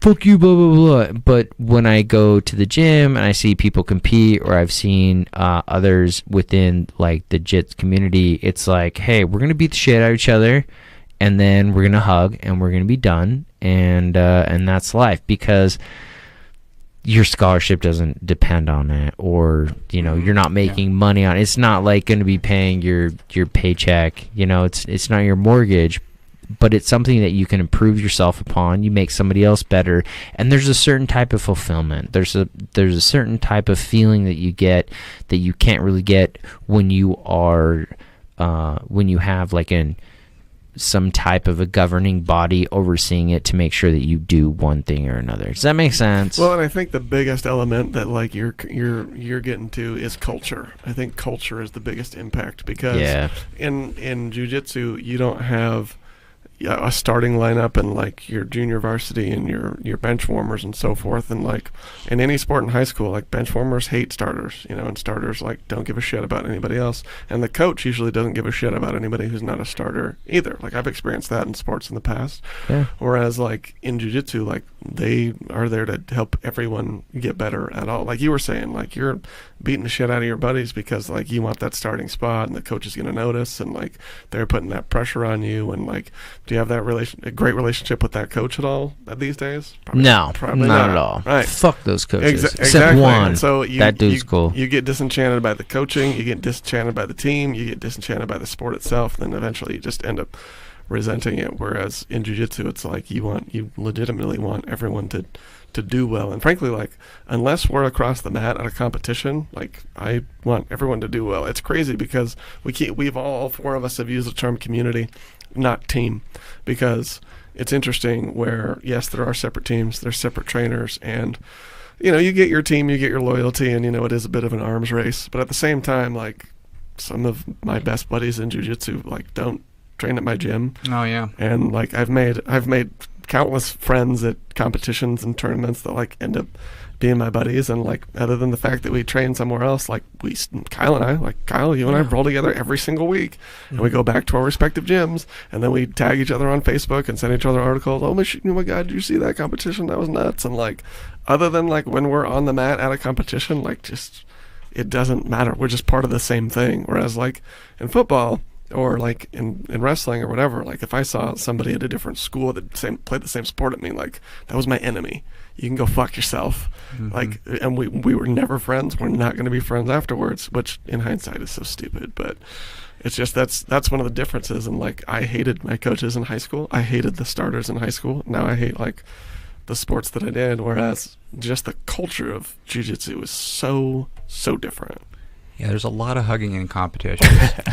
Very familial. Like everybody's hugging each other. Totally. Yeah. It's like, I just got beat by this guy. Let's hug. Let's go to the podium. Let's shake each other's hands. Let's Totally. smile. Yeah. It's because everybody has like a family and kids, and they're in there just making themselves better. Yeah. Which is ironic, because like in any other mainstream sport, you're definitely trying to do your job, but like in jiu-jitsu and fighting and boxing and MMA, to me it's crazy that none of those are more mainstream, because I promise you there's no sport that is more difficult than trying to kill another person.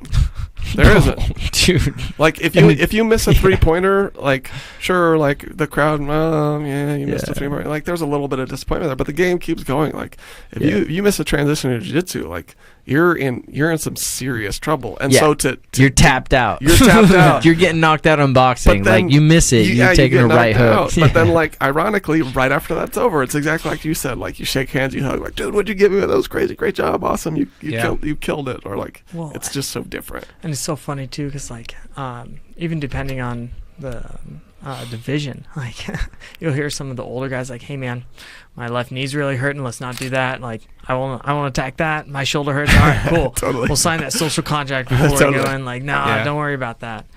And that's kind of like that cool aspect of jiu-jitsu, is everyone's like liable for each other. Like you were saying, Cam, we train at 2 different schools, right? Mm-hmm. But each week, if I don't see you at on Sunday, I'm like, Cam, why'd you skip Sunday school? What the hell? What's going on here? And you're like, my wife or my kids. And I'm like, unacceptable. You got to get back. You get here no matter what. But it's always in like a positive light. Like nobody's like, I'm not bagging on you, and you're not trashing on me. Where I'm like, Cam, man, I couldn't get up. Like, I'm so sorry. I'm in Utah. I'm in Utah. Yeah, right. Kyle, you've made mistakes. Yeah, you're not wrong, Cam. You're not wrong. It's very, very interesting community, very interesting culture. I'm glad we're all part of it. Mm-hmm. So, again, kind of circling back to us being in sort of this very interesting, peculiar spot. But you coach foundations, right? Yeah. I coach basics class. You do some coaching. Yeah. How is coaching different? And what I mean is, I thought doing jiu-jitsu was the hardest thing in the world until I started coaching. And I'm just like, this is 10 times harder than doing it. Well, you realize how much you don't really know. For real. As soon as you For real. Like, even if it's something simple, like if you're coaching a kid's class or something, owner's like, hey, I want you to teach 5-count armbar today. You're like, oh, okay, no problem. Like, I do arm bars all day. What's the big issue? And then you start breaking it down. And you're like, holy crap, where do I actually put this? Like, yeah. You just start doing it like out of automatic response, and you don't really. You realize how much you don't understand about the little steps. Totally. Until you start trying to teach it to somebody who's just like space cadetting, or somebody who has no grappling experience, and they're like, well, what do you mean? How do you just throw your hips out? You're like, well, come on, you just move out to the side, like just hip out. And so I know when I first started, like I definitely felt like that casual MMA fan. It's like, why don't you just stand up? Like, it's that simple. It's like, I know, dude, it's not that simple at all. Like, there's so much that goes into it, and I know I at least got a much greater appreciation for my coaches and stuff like that. Totally. The more that I helped out and gave back a little bit. What about you, Nick? Well, teaching's a different skill set than jiu-jitsu. Agreed. It's like you could be fantastic at jiu-jitsu and be a really shitty coach. And so, Agreed. And I think we've all experienced that, maybe at a seminar or whatever. It's like, this person doesn't know how to teach. And, they're incredible on the mat, but this sucks. Yeah, and so it's kind of a gift that we're being allowed to teach at this level. Mm-hmm. I think it's a really good thing for purple belts, because it forces you to really think about what you're doing. Totally. And you really understand something if you can communicate it.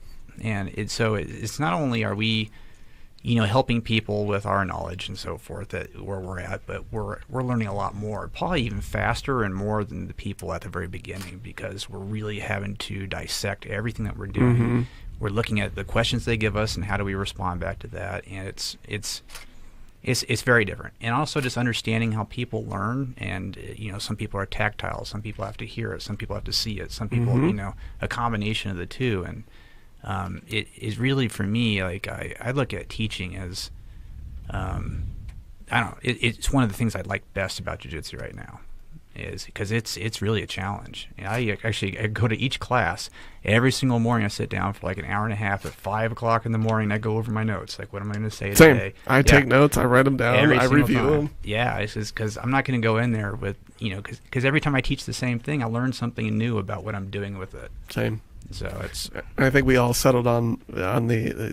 I'm glad we're all on the same page of like the best thing about being a purple belt is you geek out more about the little details than the flying triangles and all that shit. And so coaching, it's the same thing. Like I think you hit it on the head, Kyle, where it's just like you begin to do so many things like habitually and inherently that you can't put into words. Mm-hmm. And so when someone tells you to verbalize what you just did, you're just like, fuck, that's really hard to do.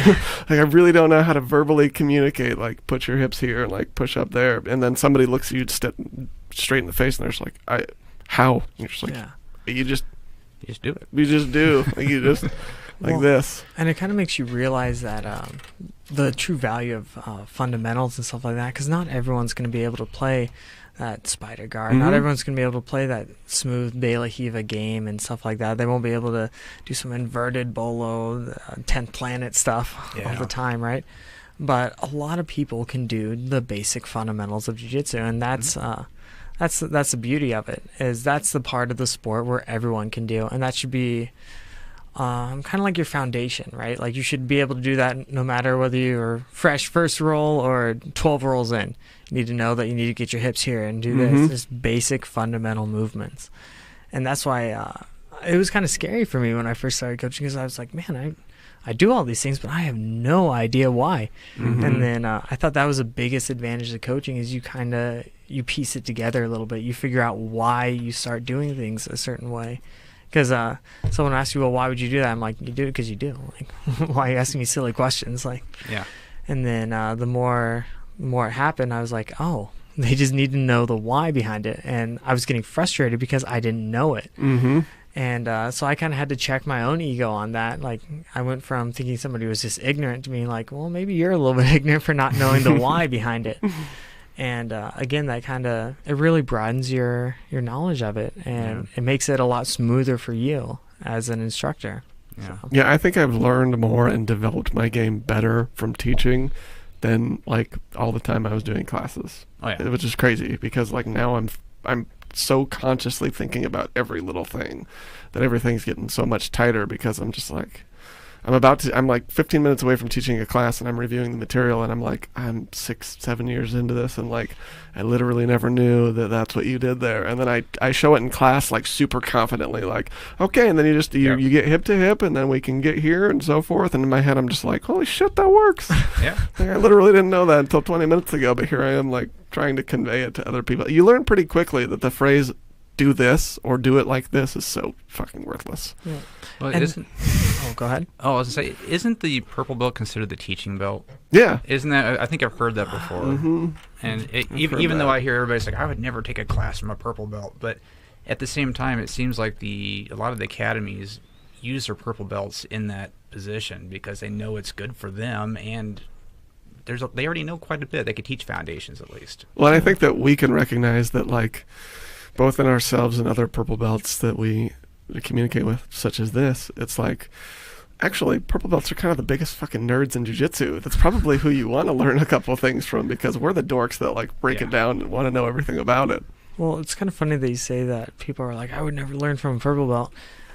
It's because we're so spoiled here in Boise. Like, we have so many black belts and so many high-level competitors. I mean, if you look back 10 years ago, I'd be thrilled to learn from a purple belt. Same. I'd be thrilled to learn from a blue belt at that stage of the game, you know? Same. But since we have such a solid community here, people can be a little bit more picky on where they want to go, whether they want to be under like a Gracie affiliate school, whether they want to be under SPG or the base or something like that, just because the options are there. And True. So even though a lot of schools are sprouting up, like you still have to realize that the the skill pool is so deep here now, and it's remarkable. It's pretty intense, that's for sure. Would you advise other purple belts to teach if they had the opportunity? Totally. Yeah, I would too. I think if you can, then do it. Not the ones I regularly compete against. Because I want them to stay ignorant. No, I'm just kidding. But I would definitely say it. And I think you came from so many years. I think that's the other interesting thing is we all have different avenues of where we got to teaching. Whereas like you were in wrestling forever, so you've had coaches one way or another involved in your life forever, basically. Yeah. Whereas like you got in you came in just super fresh, never having done anything like that before. You learned a lot, and then they said, "Hey, Nick, you're doing a great job. Like, let's get you into some coaching," or however that conversation went. I had spent years boxing, and let me tell you, I was so spoiled teaching boxing because it's just the simplest thing in the world. It's so simple. Whereas like I teach boxing and it's just like everything comes from one base. It never changes, right? Jiu-jitsu, your position changes 9 trillion times. Like de la riva, reverse de la riva, guard, open guard, spider guard, like all these different positions. Whereas boxing, you have one base. Your feet go here. Everything you do defensively and offensively happens from this. But I'll teach like the 5th punch in boxing, and the guys are like, "Cool, what's the next punch?" And I'm just like, "That's it. There's 5. There's We're building our combo tree off this, son. You can do all the same ones to the body too, but other than that, that's kind of it." Okay, well, how many ways are there to defend? There's like 3, basically. I mean, and I taught it for years, and then I went to jiu-jitsu, and it was just like, holy shit, this is so much more complicated. It was like I was teaching like math with raisins, like if I eat 3, how many do I have left? And then I was teaching like trig, and it's just like, whoa, this is so different. And I mean, it doesn't matter whether you're coaching kids or adults. Oh no. I mean, I remember we had this white belt dad come in, and he'll help out with kids every now and again, make sure they're all following the rules and all that jazz. But he went up to the head instructor, and he goes, "Man, you do a lot of the same things in kids as you do in adults." Amazing. It's like, yeah, man, same like things. really weird, right? Phenomenal. It's like jiu-jitsu is pretty universal. Like kids still have to know the fundamentals just like adults do. I mean, are you as critical on the kid? Are you gonna scold them or tell them like, why aren't you doing this right? Come on, we've told you this 13 times in a row. Like, why aren't you getting it? But it's fundamentally the same movements that a little 12-year-old's doing, and you do the same thing. Totally. Totally the same. Do you think your view on like stripes and belts has changed? I know like after I used to be so hyper focused on getting that promotion, right? Getting to that next level that was like white and blue, and then when I got to purple, I was like, you know what? I'm pretty happy. I'm here. good. Like I've made it over the hump. You reached checkpoint 3 out of 5, right? Yeah. So you have kind of like that reputation at the gym, like someone knows that you've been in the game for a while, especially if you've been at the same gym, right? And so you're more free to explore, you're free to have fun. It's super competitive at that weight too, so not weight, I'm sorry, rank. And it's so much more fun once you reach kind of that higher level. Totally. I know a lot of people, they get kind of frustrated, and they're like, "Man, I've been training for 8 months and I don't even have a single stripe." It's like, man, just enjoy the journey. Don't worry about it. But that's so much easier to say once you're on the top of the pyramid. I 100% agree. Because like I know if I would have told myself that when I was like 3-star blue belt, I'm like, yeah, whatever, nerd. Like I don't believe you. But now looking back on it, you're like, oh, that was really dumb that I was hyper competitive over this for no reason. Instead of focusing on getting better, I was focusing on changing this little piece of cloth that kept my pants up. Totally. What about you?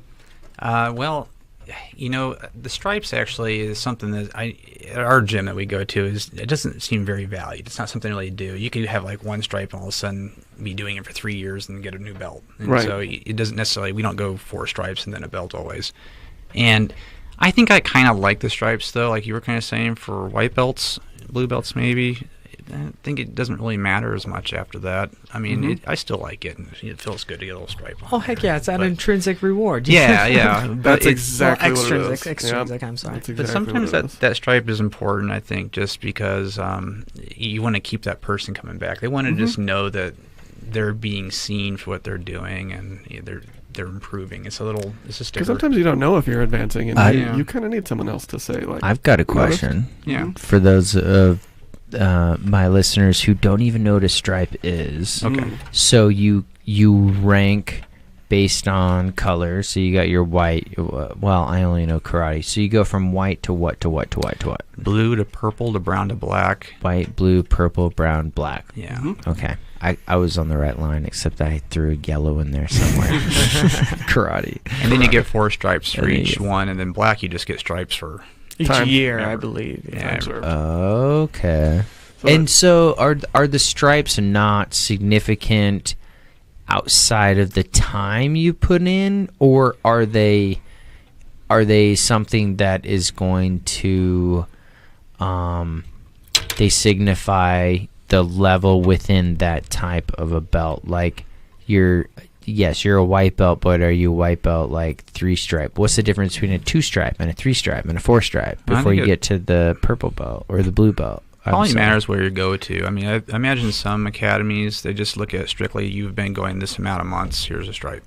And other ones are probably more like, you've reached this level of proficiency, here's a stripe. So it's probably a little different across the board, I imagine. It's like a participation trophy only for the stripes. Or Just to make sure that you're sort of. participating and working and you're doing your thing. But when you get the belt, you actually have to work your ass off and get the belt. I know SBG does the Ironmans for their belt handoffs. And so I've always wondered, like, what about the people who are like in between those who do get the stripes? Because I'm familiar with it, but not enough to actually talk on it or ever have a conversation on it. Like, if somebody were to talk to me about this kind of information, I'd probably be like, hey, listen, I really don't understand anything about it. All I know is there's stripes and there's belts. When it's karate, I'm not like on another level with my understanding of it, but I think I understand it just a tiny bit more than jits, where when you do get a stripe, like if you're a degree on like a black belt, you are a degree for a reason rather than for a time compensation. Does that make sense? Yeah. And so I think if you get anywhere with a black belt, doesn't really matter. You've literally lasted so long and you have a black belt. Fuck it. Like, keep working your time, get the points or whatever. I don't see, I guess what I'm saying is, I don't think that when people get a black belt and a stripe, I don't think that it's a participation trophy at that point. No, not anymore. And I don't think within anything. Like, Yeah. you've spent so many years to get to that level of perfection, of proficiency, of understanding of whatever it is your discipline is, whether it's karate or jiu-jitsu, whatever it might be. But I do know that there is a difference between a stripe and karate and jits. And so when I see it in those types of disciplines, I know that it means something completely different. But within jits, is it more or less like, hey, you put in your time, we're going to throw you a stripe because you're good? Or do they how do they evaluate this? It's extremely complicated. Is don't it really subjective? fully understand. Is it very Yeah. subjective to like your trainer and It's the very person subjective who's like, with many variables. I How's think. that? I want to hear your thoughts too. Yeah. But I would say this is actually something that I've but wrestled do with in they the just past. give it away to people who No. are non-deserving? That's No. my problem. So I have a couple brothers who spent their entire martial arts career doing Kempo karate, and all of the degrees, whether they were stripes or belts, were based on a certain amount of techniques that you knew. There was a literal list. If you do these 12 techniques, you'll test for your stripe or your belt or whatever. So it was all based on a curriculum. It's a test out. Period. Yeah. Didn't matter how long you had been there, as long as you've mastered those techniques. Great. Here's your next. It's stripe like or you're a whatever. senior, and now you have to finish your first quarter, your second quarter, your third quarter, your fourth quarter, and now you can graduate. Right. Is that kind of how it is? Whereas in jiu-jitsu, it's very different because across the sport, There's not a set curriculum at all. Each gym teaches what they want, how they want. They construct it whatever they want, however. And so, at least from my experience, what I have observed is stripes are very complicated because coaches have to take a lot of things into consideration. One, time on the mats definitely is a variable. An increase in technique relative to where you were before and relative to the peers at your level. And I think it also is individually given out based on the people themselves, because I know people who are very extrinsically motivated by stripes, and they need that. Otherwise, we would legitimately lose them as a student because they would feel like they were not valued. Whereas there's other people who could have one stripe on their belt for like 3 years and not give a shit. Wow. It doesn't mean as much to them because they know that they're getting better. They know how they train against people relative to their skill and but above people and need below. a certain type of motivation. It's a I certain think that metric. is a variable for some people, and coaches have to consider that. Like I know coaches hand them out maybe a little sooner or quicker they would to one person because they need that, whereas to somebody else, to Kyle doesn't need me to give him a stripe for him to know that he's doing better. So I'm going to kind of put the pressure on him a little bit to make sure that he's really sharp at a certain number of things, or he's really doing well. He's being consistent. He's kicking ass at the other belts at his level before I give him that stripe, because he doesn't need it as a motivator, but I do want to push him to give him that at some point to let him know that he's doing well and working towards his next belt. So I think it's actually an extremely complicated answer, I would say, and that's just coming from me, who I give out one stripe to beginners and then I stop giving stripes. So it's to me like, I don't know shit. This is just what I've observed from the other coaches, I would say. What about you, Kyle? Yeah, I was going to say the most simple explanum that I could give you for that one is it's kind of like a loading bar. Right, so each stripe is worth 25% onto that next belt. But like Cam was saying, there's so many factors that go into it. Like you were saying, and some people are so extrinsically motivated that they're like, man, I've been training for 2 years and I haven't gotten a single stripe. They start to get down on themselves, their confidence plummets, stop showing up to class, yada, yada, yada, they drop out, right? And then there's other people that that's not even their goal. And then there's some schools who don't even use stripes, right? I know there's a school in Sacramento, they don't follow the stripe system past white belt, because white to blue, he wants to keep them coming, so they keep on that extrinsic motivation, right? Then he feels after blue, it's how much you've progressed personally. And with that system, it kind of takes a more intelligent coach, because they have to actually follow each student. And it's so hard to see. Like I hear so many people get frustrated because they're like, man, why aren't I hitting everything on people? Like, I don't feel like I'm getting any better. I feel like I'm spinning my wheels.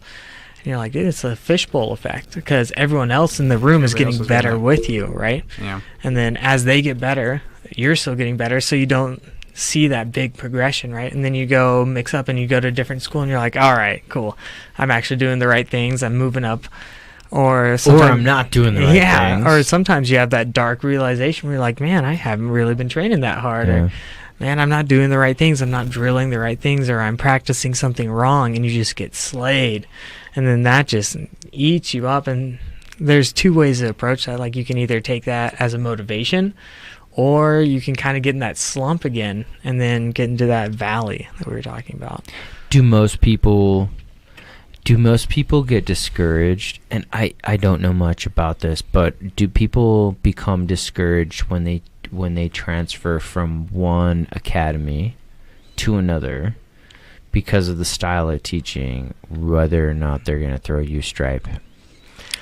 Well, I haven't gone to another academy. I've stuck with one the whole way through, but I've seen people come to ours, and I've seen most of the time when they're an upper belt, they, even though it's a different school, they're that belt, Yeah. But I don't see a lot of discouragement. So as far as like, if you have a certain type of a belt level, those individuals are typically within the community here within Boise. Those individuals are kind of held to a standard like, hey, you have this type of a belt, and if you get your ass kicked at this academy, then where did you get your belt out?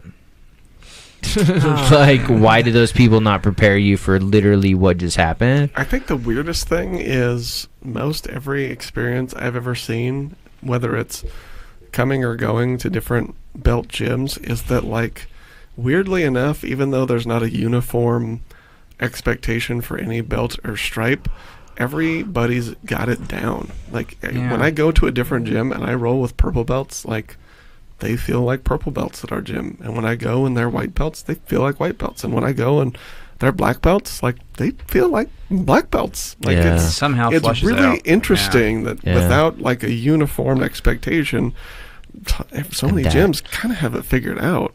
And that was my next question. Is it a uniform or standardized type of system where you have to hit a certain, required metric system, whether it's like maybe like figure out how to do this type of a hold or this type of reversal or whatever it is. Again, I don't know anything about jits, so I'm sorry if I'm not using the right vernacular. You're fine. But Yeah, you're good. But for me, is it pretty consistent between, at least locally, between all of the jits places, as far as, like, if you have a blue belt or a black belt from one spot versus another, are you to expect the same consistency of competition or understanding of the sport? Or is it like you can pinpoint, oh, this dude's from this place or this guy's from this place, so I can expect him to be a little bit lower or a little bit more above me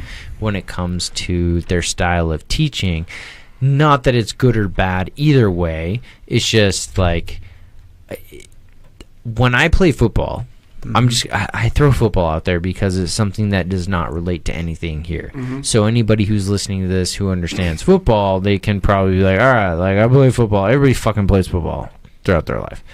Not everybody is in jits. Not everybody does, like, these extracurricular style types of sports, activities, competition, whatever you want to call it. But if I were to talk football, I can expect that somebody from, like, the competition, if I were playing football, like, let's say against a university in let's say New Like, if you were Orleans. playing the MAC conference versus, like, the SEC schools. Yeah, if I'm playing, like, football against a dude from, like, Akron. yeah, let's throw Akron out there, I can expect a certain style of offensive blocking. I was a defensive player. You look at me now, I look kind of small, but I've lost 50 pounds. I was like an All-American defensive end, outside linebacker.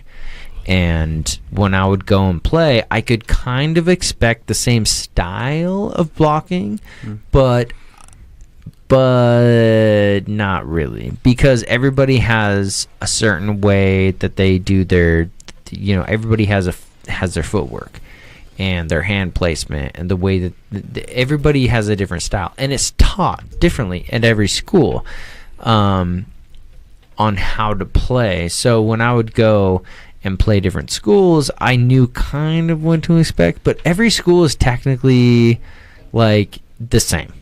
Like, if somebody's going to hold me, you're going to fucking hold me the exact same way.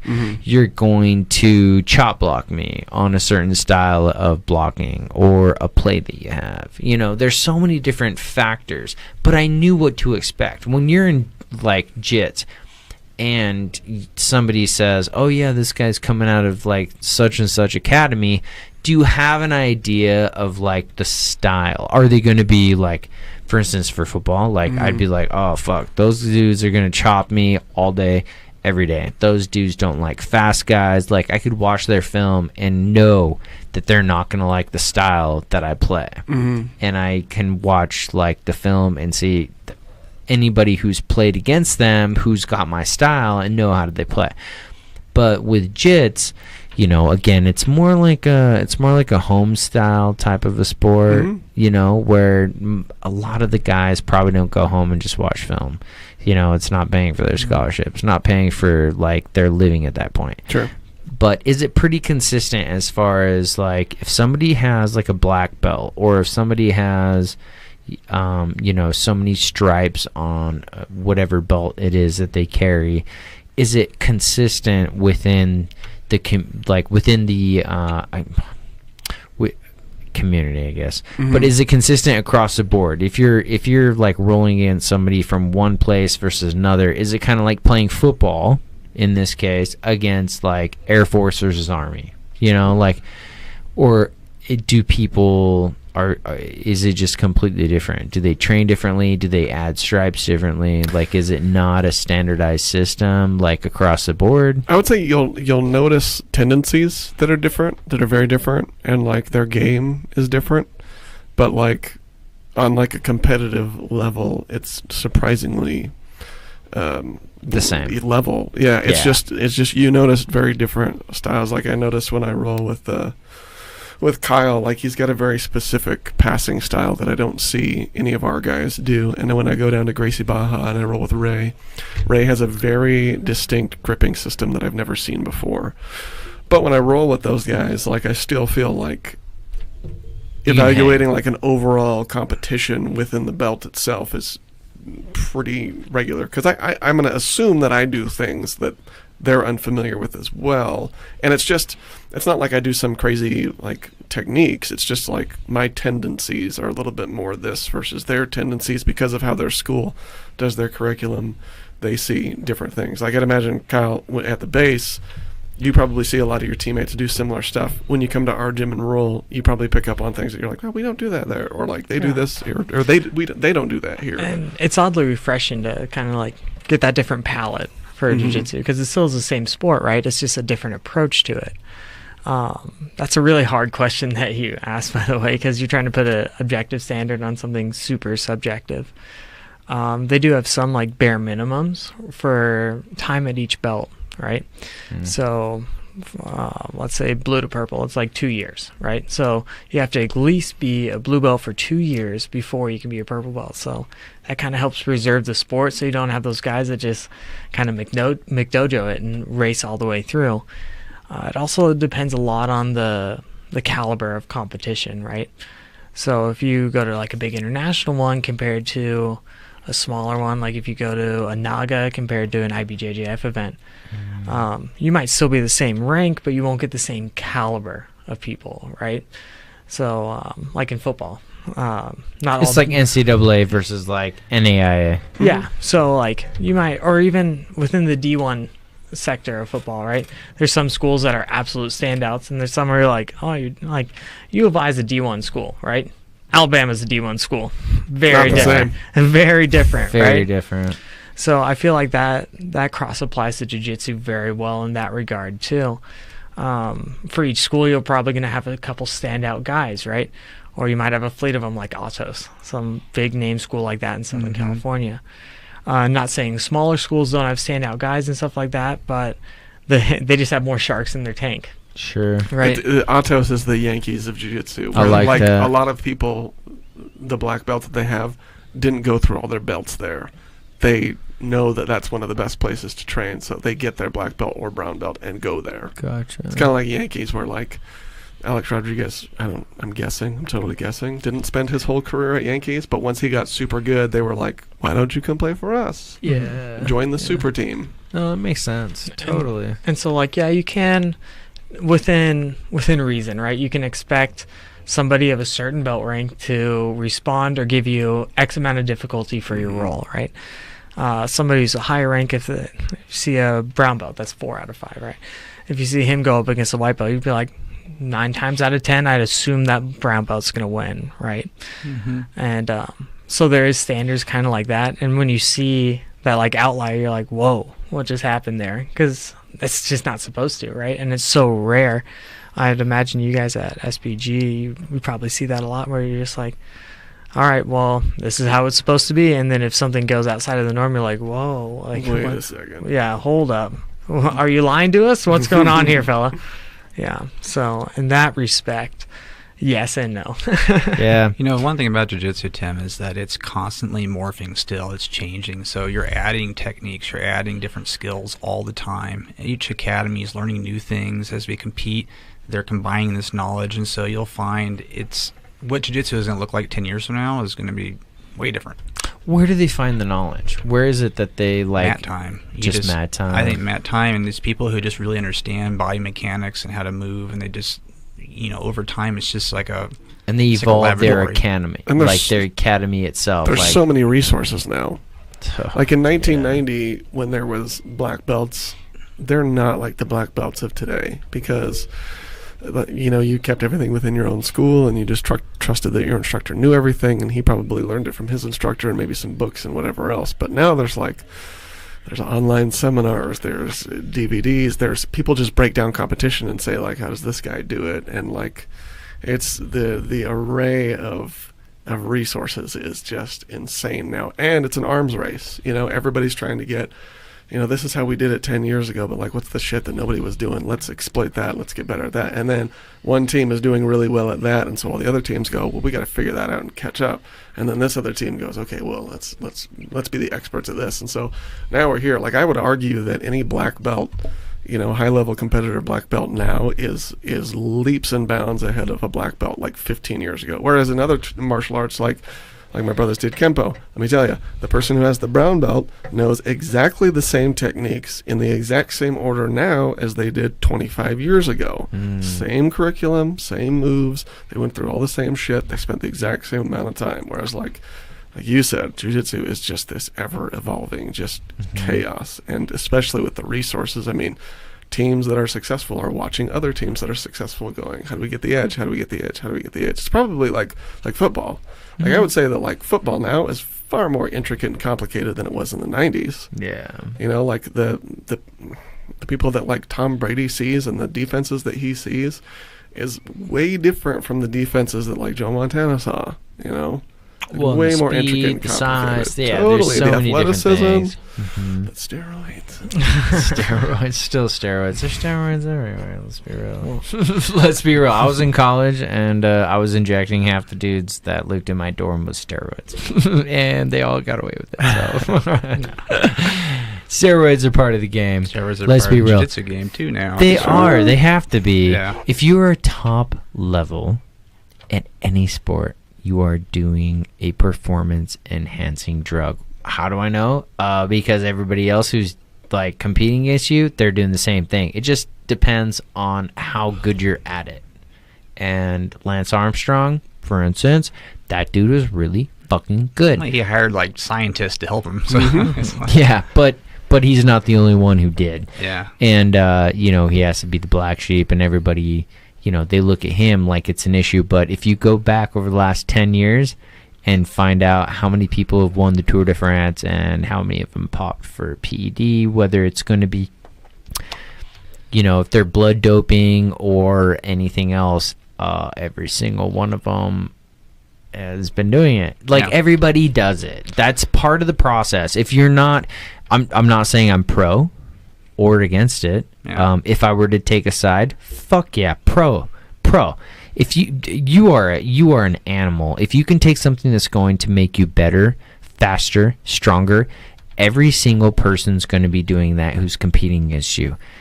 I don't care who you are, what sport you're playing. That is fact. Yeah. Period.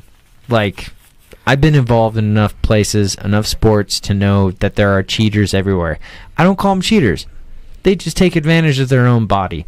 There's an issue there's one thing if you abuse it, because you're going to stroke out, There's one thing if you abuse it, but if you take something that's going to make you better, performance-wise, and you have the doctors and you have the people around you who are going to make you an actual athlete, you're not the only fucking person. Every single person at your level, if you can do it, every single person who's competing against you, they can do it. And they are. They are doing it. It's like, it's prevalent in every single sport. Every single day I read something about the NFL. Oh, so-and-so was, they got rid, they're on suspension or probation for performance enhancing drugs. Get the fuck out of here. You think 6'4", 6'5", 6'7" dudes who weigh 320, 340 pounds and they run a 4.740? You think that that's natural? No, you don't fucking birth that. You create that. You breed it, you create it, and you make sure that happens. That's exactly how it is. Like, It's not from broccoli and a good night's sleep. It's not broccoli. It's not chicken and rice, man. That is like, and it's definitely not creatine monohydrate. So I'm not anti, I'm not pro, but I do know that it is prevalent in literally every professional sport. It's just when you get caught, that's the problem. Yeah. And then you become the person who's the poster boy for, hey, don't get caught. But guess what? Every single person, bringing it back to like the Tour de France, every single person who wins, what happens? They all get caught for PED. Why? Because everybody on their team is doing it. Everybody on the opposing team is doing it. You're just not as good. You're just not as good as concealing it. It's just how it is, man. I played through football. I took pro hormones. I was jacked. I was 240 pounds. I was doing numbers that I should not have done naturally. Why? Because I was allowed to do it, and I was smart, and I didn't get caught. People did get caught. But as far as like these I would consider this more of like the underground style of like sports. Mm-hmm. You know, like people aren't making millions and millions and millions, and if they are, I don't know about it yet. And I'm the dude you should probably like market to, because I'd probably buy into shit like that. But like there's so much money involved, and when there's that much money, there are doctors, there are people, it's performance, period. Like any edge you can get, man. And and I'm not opposed to it at all. I think it's everybody else is doing it. Fucking get jacked, bro. Like go ahead, don't do steroids. Obviously don't look like you're doing steroids, but like take an edge. When I look at a lot of the JITS competitions, especially the stuff that you post, they're older people. They're in their 30s, you know? Like, these people have kids. They've been doing this for 10, 15 years. If you have to dedicate that much time to have a black belt, you literally dedicate, an entire decade of your life? Yeah, at least. If It's not what, more? like 6 to 10 years. Yeah. It's you know? typical. Yeah. Depending on how often you can go per week and everything else. Yeah. Your natural abilities. So let's throw an average out there, 8 to 10 years, right? Yeah.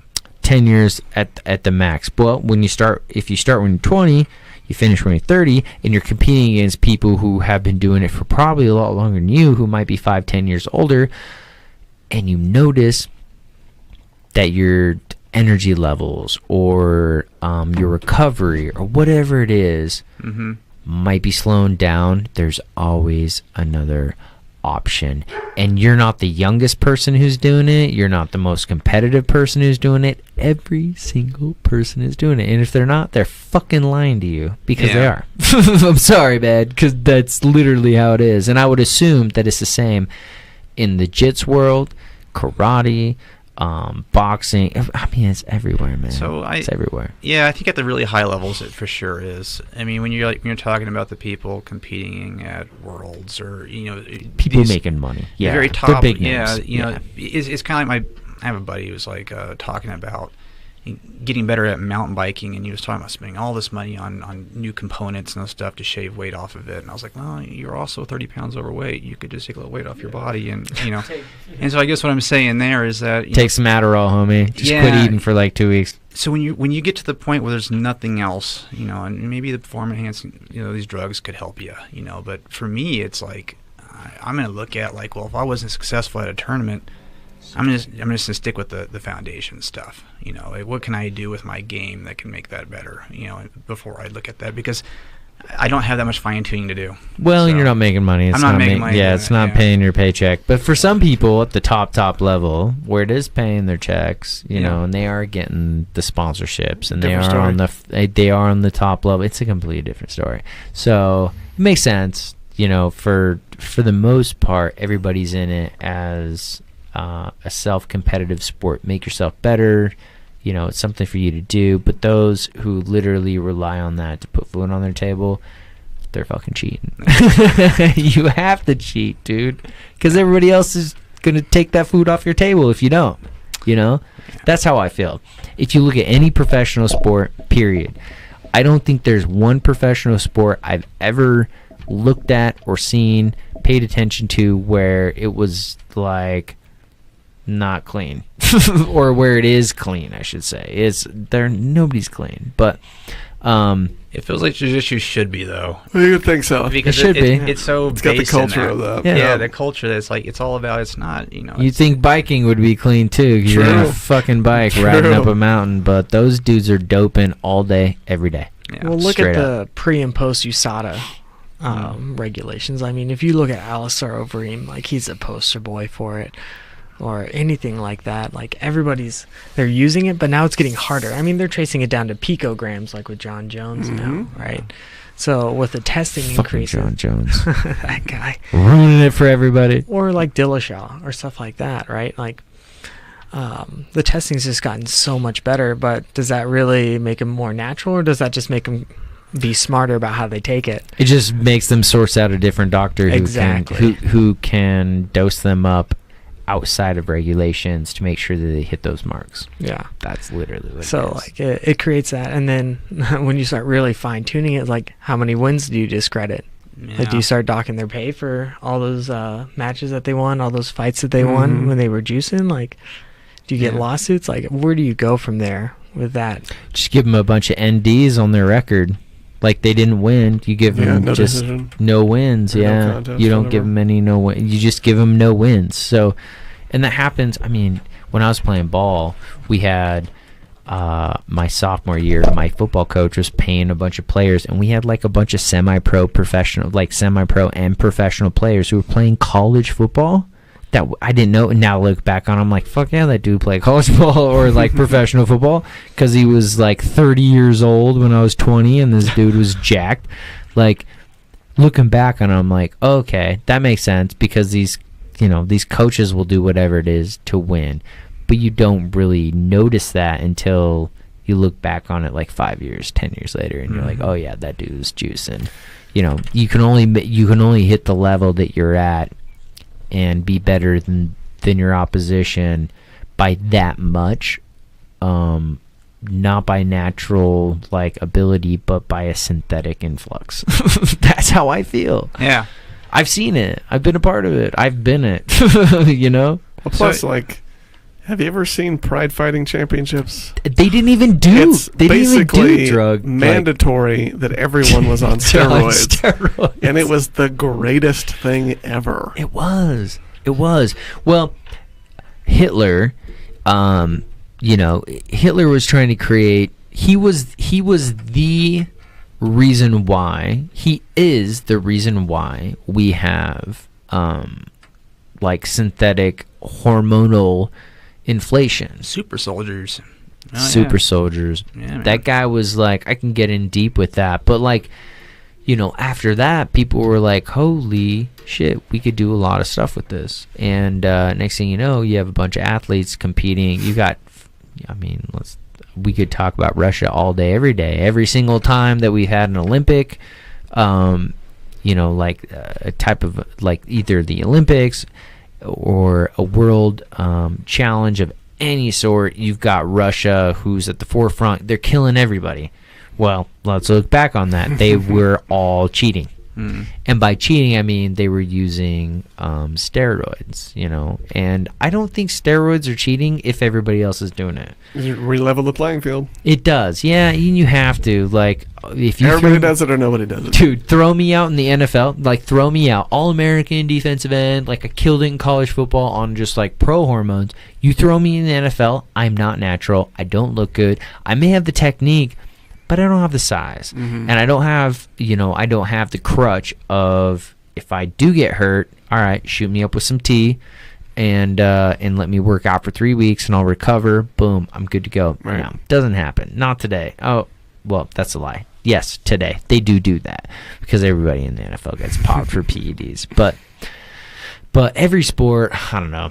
I digress. But every sport, in my opinion, at the top level, everybody's cheating, and I'm not against that, because you have to do what you have to do to win. And if somebody else is doing something to beat you, and they're taking that food off your table, you have to do the exact same, if not more. And it's something that obviously it compounds within certain types of sports. You see in football, man, look at those dudes. They're not fucking natural. Nobody's natural. Nah, it's not natural. Even if you look at some of the heavyweight fighters nowadays, it doesn't matter. Across the board, you have doctors, you have money, you get around it. But with the jits, I always feel when I watch it or I see it or the people I interact with, for the most part, it's a very friendly environment where it's not like people are just getting just jacked to try to be the number one dude. They're out there beating themselves, if anything else. And that's something that I admire above and beyond, because I've already been there. I've won it. I've done it. Like the majority of us at our age, we've done it. We've won it. And if we haven't, we have fulfillment in other places in our lives, right? You have kids, like people have kids. Those kids go out and do stuff, like you're a good parent, blah, blah, blah. And that is self-fulfilling. But there are some people who, they are only fulfilled with winning on one level, and that's going to be on that mat or whatever it is. And that's fine. But you could still probably do the same. You probably just still do the same types of hormonal injections and be just as good. We're old enough to where I could literally go to a doctor and be like, I think my test is low, and homeboy would be like, all right, let's get you a fucking test. And I get jacked up on tests. I talk to people who are 34. I'm 33. I talk to people 34 to 36, and they're taking like test injections. Oh, yeah. Like they're out there getting jacked up, and my doctor says it's okay. Well, first off, those are steroids. So just because your doctor says it's okay, it doesn't mean anything. And if you were doing that, why can't somebody who's 28 years old go and do the same thing and still compete on the same level? So I don't know. That's how I feel. I kind of rant. I apologize, everybody. No. But it's a sport. To me, jits is a sport that's so interesting because you get such a dynamic. You get the moms, you get the dads, you get the kids, you get people who have experiences in all different types of athletics throughout their lives. Totally. And the people who are at their peak, they have spent 6 to 10 years getting to that point. And yes, everybody should be good and on the same playing field, but there are people out there who will take advantage of their age and their connections with doctors, and their recovery times can be twice as fast. And Always. It's not necessarily like they're doing steroids. I mean, technically you're doing steroids. Like if you take an antibiotic, that's a steroid. So I mean, if we're breaking it down to definition, yes, you're taking a steroid, but you're also taking something that will benefit you, make you better, and that could be an up on your competition. I don't know. Like where I'm at right now, I think sometimes a really young athletic white belt will come in and they'll beat me. But I look at it, sometimes it's just like, well, age and everything else has to be kind of a factor in that. And I guess what I'm saying is that jiu-jitsu is kind of like a way that you can kind of balance everything. And it's, if I get to a point where I'm 7 years old and I'm doing jiu-jitsu and I can survive on the mat with a 20-year-old, I'm going to take that as a win. Totally. Yeah. I mean, that's going to be great, and so if I have to kind of look at it, where am I at in my journey, and without performance enhancing drugs and doing competitions and stuff, and just kind of go, well, what do I deem successful? And I think if, because when I'm a black belt, because I'm going to get there at some point, there's going to be black belts out there who can just trash me. When you do your black belt Ironman, I'm gonna fucking wreck you. I know you are. Keep going though. I'm just gonna do a bunch of steroids and show up. But just fucking wrestle you the whole time. I guess it's just there's a. I'm not really sure where I'm going with that conversation, other than you were kind of saying earlier, about degrees of what makes a belt, and the caliber of, do you have to have a certain skill set, I think, to be a black belt. And it's interesting that I find that you can be a purple belt, a brown belt, a black belt, and be completely different when it comes to the competitive arena. But there still seems to be an equalizer there. whether it's just the knowledge gain, the mat time, and those people are always going to be, never take them for advantage. That's what I was saying at the beginning, is never judge a book by the cover. If you see if someone's a black belt and they're maybe injured or out of shape or whatever it might be, that person's a very dangerous person. Yeah. Totally. No matter what. And so, anyways, I'm not sure where I was going with that. No, you answered my question though. Okay. Totally. Yeah. And you definitely contributed, so don't worry about that. Speaking of competing at the highest levels, Kyle, at the end of this month, you're going to go compete at Worlds. Yeah, that's How does that feel? it's definitely it's a hot experience. Like, I've competed at Pans before and stuff like that. And How'd you do at your last IBJJF tournament? I ended up sweeping it. It was at IBJJF Portland, and Nice job. it requires definitely a lot of dedication to it. It's almost horrifying, being honest, going into it. Even if there's not as big of a fan base, or the stands aren't as filled as like a football finals or anything like that, you're still competing at that highest stage, right? Sure. And kind of as you progress in the belts, like, the competition gets harder as well, right? That follows suit. Getting ready for this one, it's definitely I want to make just one big push for it. Like, go in, train all the time, been lifting weights 3 days a week, mixing up my training partners, everything in that regard. But it creates that sense of burnout almost, like, you do something so passionately for so long, and then you have one big goal. I mean, you journal it, you do every step that you can to get there, you supplement correctly, you put in your time, right? And when it all comes to fruition, you finally get out there, and it's like that moment of calm. At least that's how it is for me. You don't really think about it. You get a little bit of that tunnel vision. You're like, all right, well, I've dedicated the past 5 years to this, right? Because I haven't treated jiu-jitsu as a hobby. I'm a pretty competitive person. And so I really enjoy that competitive aspect of it. And so having an opportunity to compete and to kind of show my progress is definitely humbling and really rewarding. So I'm just glad that I have a lot of really good training partners here in the Valley.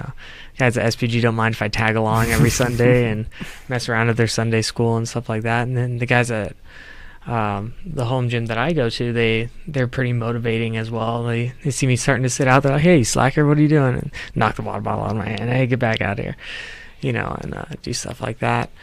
But it's a whole different perspective on the sport. Like, it goes from something being super fun to being like, all right, like you said, like, this guy's trying to hurt you. Like, at the end of the day, this guy, if he tries to break your arm, that's what he's going for. Like, so you have to realize that. So you can't have that lackadaisical, like, fun community-based mindset all the time, right? Yeah. Because it's that dog-eat-dog world when you start to compete and stuff like that. So that whole changing of the mindset, it presents like a unique challenge in and of itself, right? Because you go one speed most of the year, and then you have a season, right? And then for that season, it builds up to one final moment, and then as soon as you're done, at least for me anyways, I turn pretty lazy after a competition season. I pack on about 30 pounds. Damn. Because normally I walk around at like 185-ish. I'm down to like 156 right now, right? Damn. Yeah. For dinner, you get ice cube soup and sleep. Right? Man. You look at a salad, you cry a little bit, and then you choke it down. Yeah. Right? Because Yeah. I like pizza. It's been the hardest breakup of my life. True. Yeah, and then I eat so much pizza. oh god, it's addictive. But you get opportunities to do podcasts like this, and it kind of re-sparks your drive a little bit, and it gets your gears turning again, and it just keeps you going. And I really appreciate the opportunity to come out with you guys. So Yeah, it's a lot of fun, dude. Yeah. I'm glad It's a you got down here. refocus. So you got what, 2 weeks? Is it 2 yeah, weeks? 2 weeks 2 out. weeks until Worlds, and how many people are in your division? Too damn many. Last time I checked, it was like 55, 60. Damn. Yeah, And, that's single elimination. Single elim, yeah. So that's really, I mean, it's live and die by the sword on that stage. Totally. And they run it pretty tight. So like between matches, you might get like, oh god, what's a purple belt match? 7 minutes. So you get 7 minutes rest in between each each match that you have. So you definitely you have to kick up the pace, you have to kick up the gear, all that. So Wow. We got confidence in you, dude. You can bring thanks. back another gold. That's insane. I freaking hope so. So I remember wrestling in like junior high days, and I had to wrestle like five matches because I had broken a rib like early in the year. And when we got to city, I was like at the bottom of the totem pole, so I had to I had like 6 or 7 matches before I could make it to the city championship, and I was just burned out in the one day. And I was a kid where you should have energy. As an adult, that's insane, dude. Yeah. And you only have 7 minutes to recover. That's wild. Oh, and yeah, it's just intense. Like, I absolutely love it. Like, I feed off of it. But then again, like, once it's over, I'm just done. Yeah. I'm tapped out. I'm ready to go home. I'm ready Should be. hang out with the little brother, play with the dog, stuff like that, you know. So yeah, That's awesome. It should be a fun experience. And like I said, it's always a good excuse to travel. So I mean, Yeah. can't complain about leaving Boise to go to Southern California for 3-4 days. Sounds miserable. Yeah, just Terrible. horrendous. Yeah, Can't imagine. That weather must be so nice. I hate that.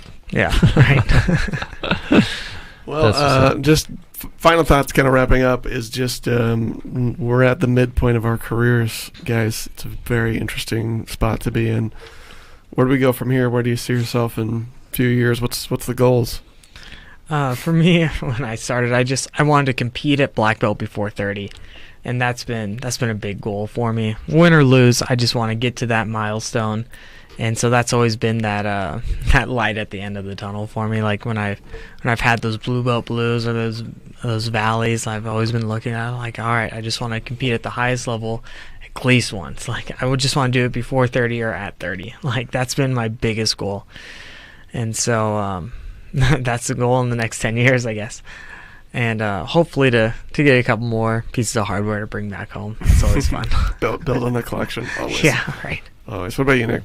Oh, let's see. Next couple of years, well, hopefully there's a brown belt in there somewhere. Mm-hmm. And I think probably just continue teaching. I'd like to, maybe do some more with our upper classes, our CAP classes, not just beginners. And I would like to travel some more and do some more seminars and things like that. Just kind of get out and just meet more of the jiu-jitsu community out beyond Boise. So very cool. About the time you'll be getting your black belt, your baby will be old enough to start jiu-jitsu. So yeah. I'm going to expect to see that. Oh, I'm hoping she's, I tell my wife that she doesn't have to. But I'm going to really encourage her. Strongly encouraged. So, and, I think that if she has any of me inside of her, she's probably going to love it. Definitely. Well, I mean, your other boy does. So. Yep. Well, awesome. Well, thanks for hanging out, guys. I appreciate you coming down and spending some time and just nerding out with me because we're kind of in an interesting spot in our jiu-jitsu careers, and I've always found it kind of fascinating. Even before I was a purple belt, I always looked at it as kind of a, like you said, you used the term crossroads a lot. It's very interesting. So thanks for geeking out with me, guys. Yeah, thank you, Cameron. Thank you. A lot of fun.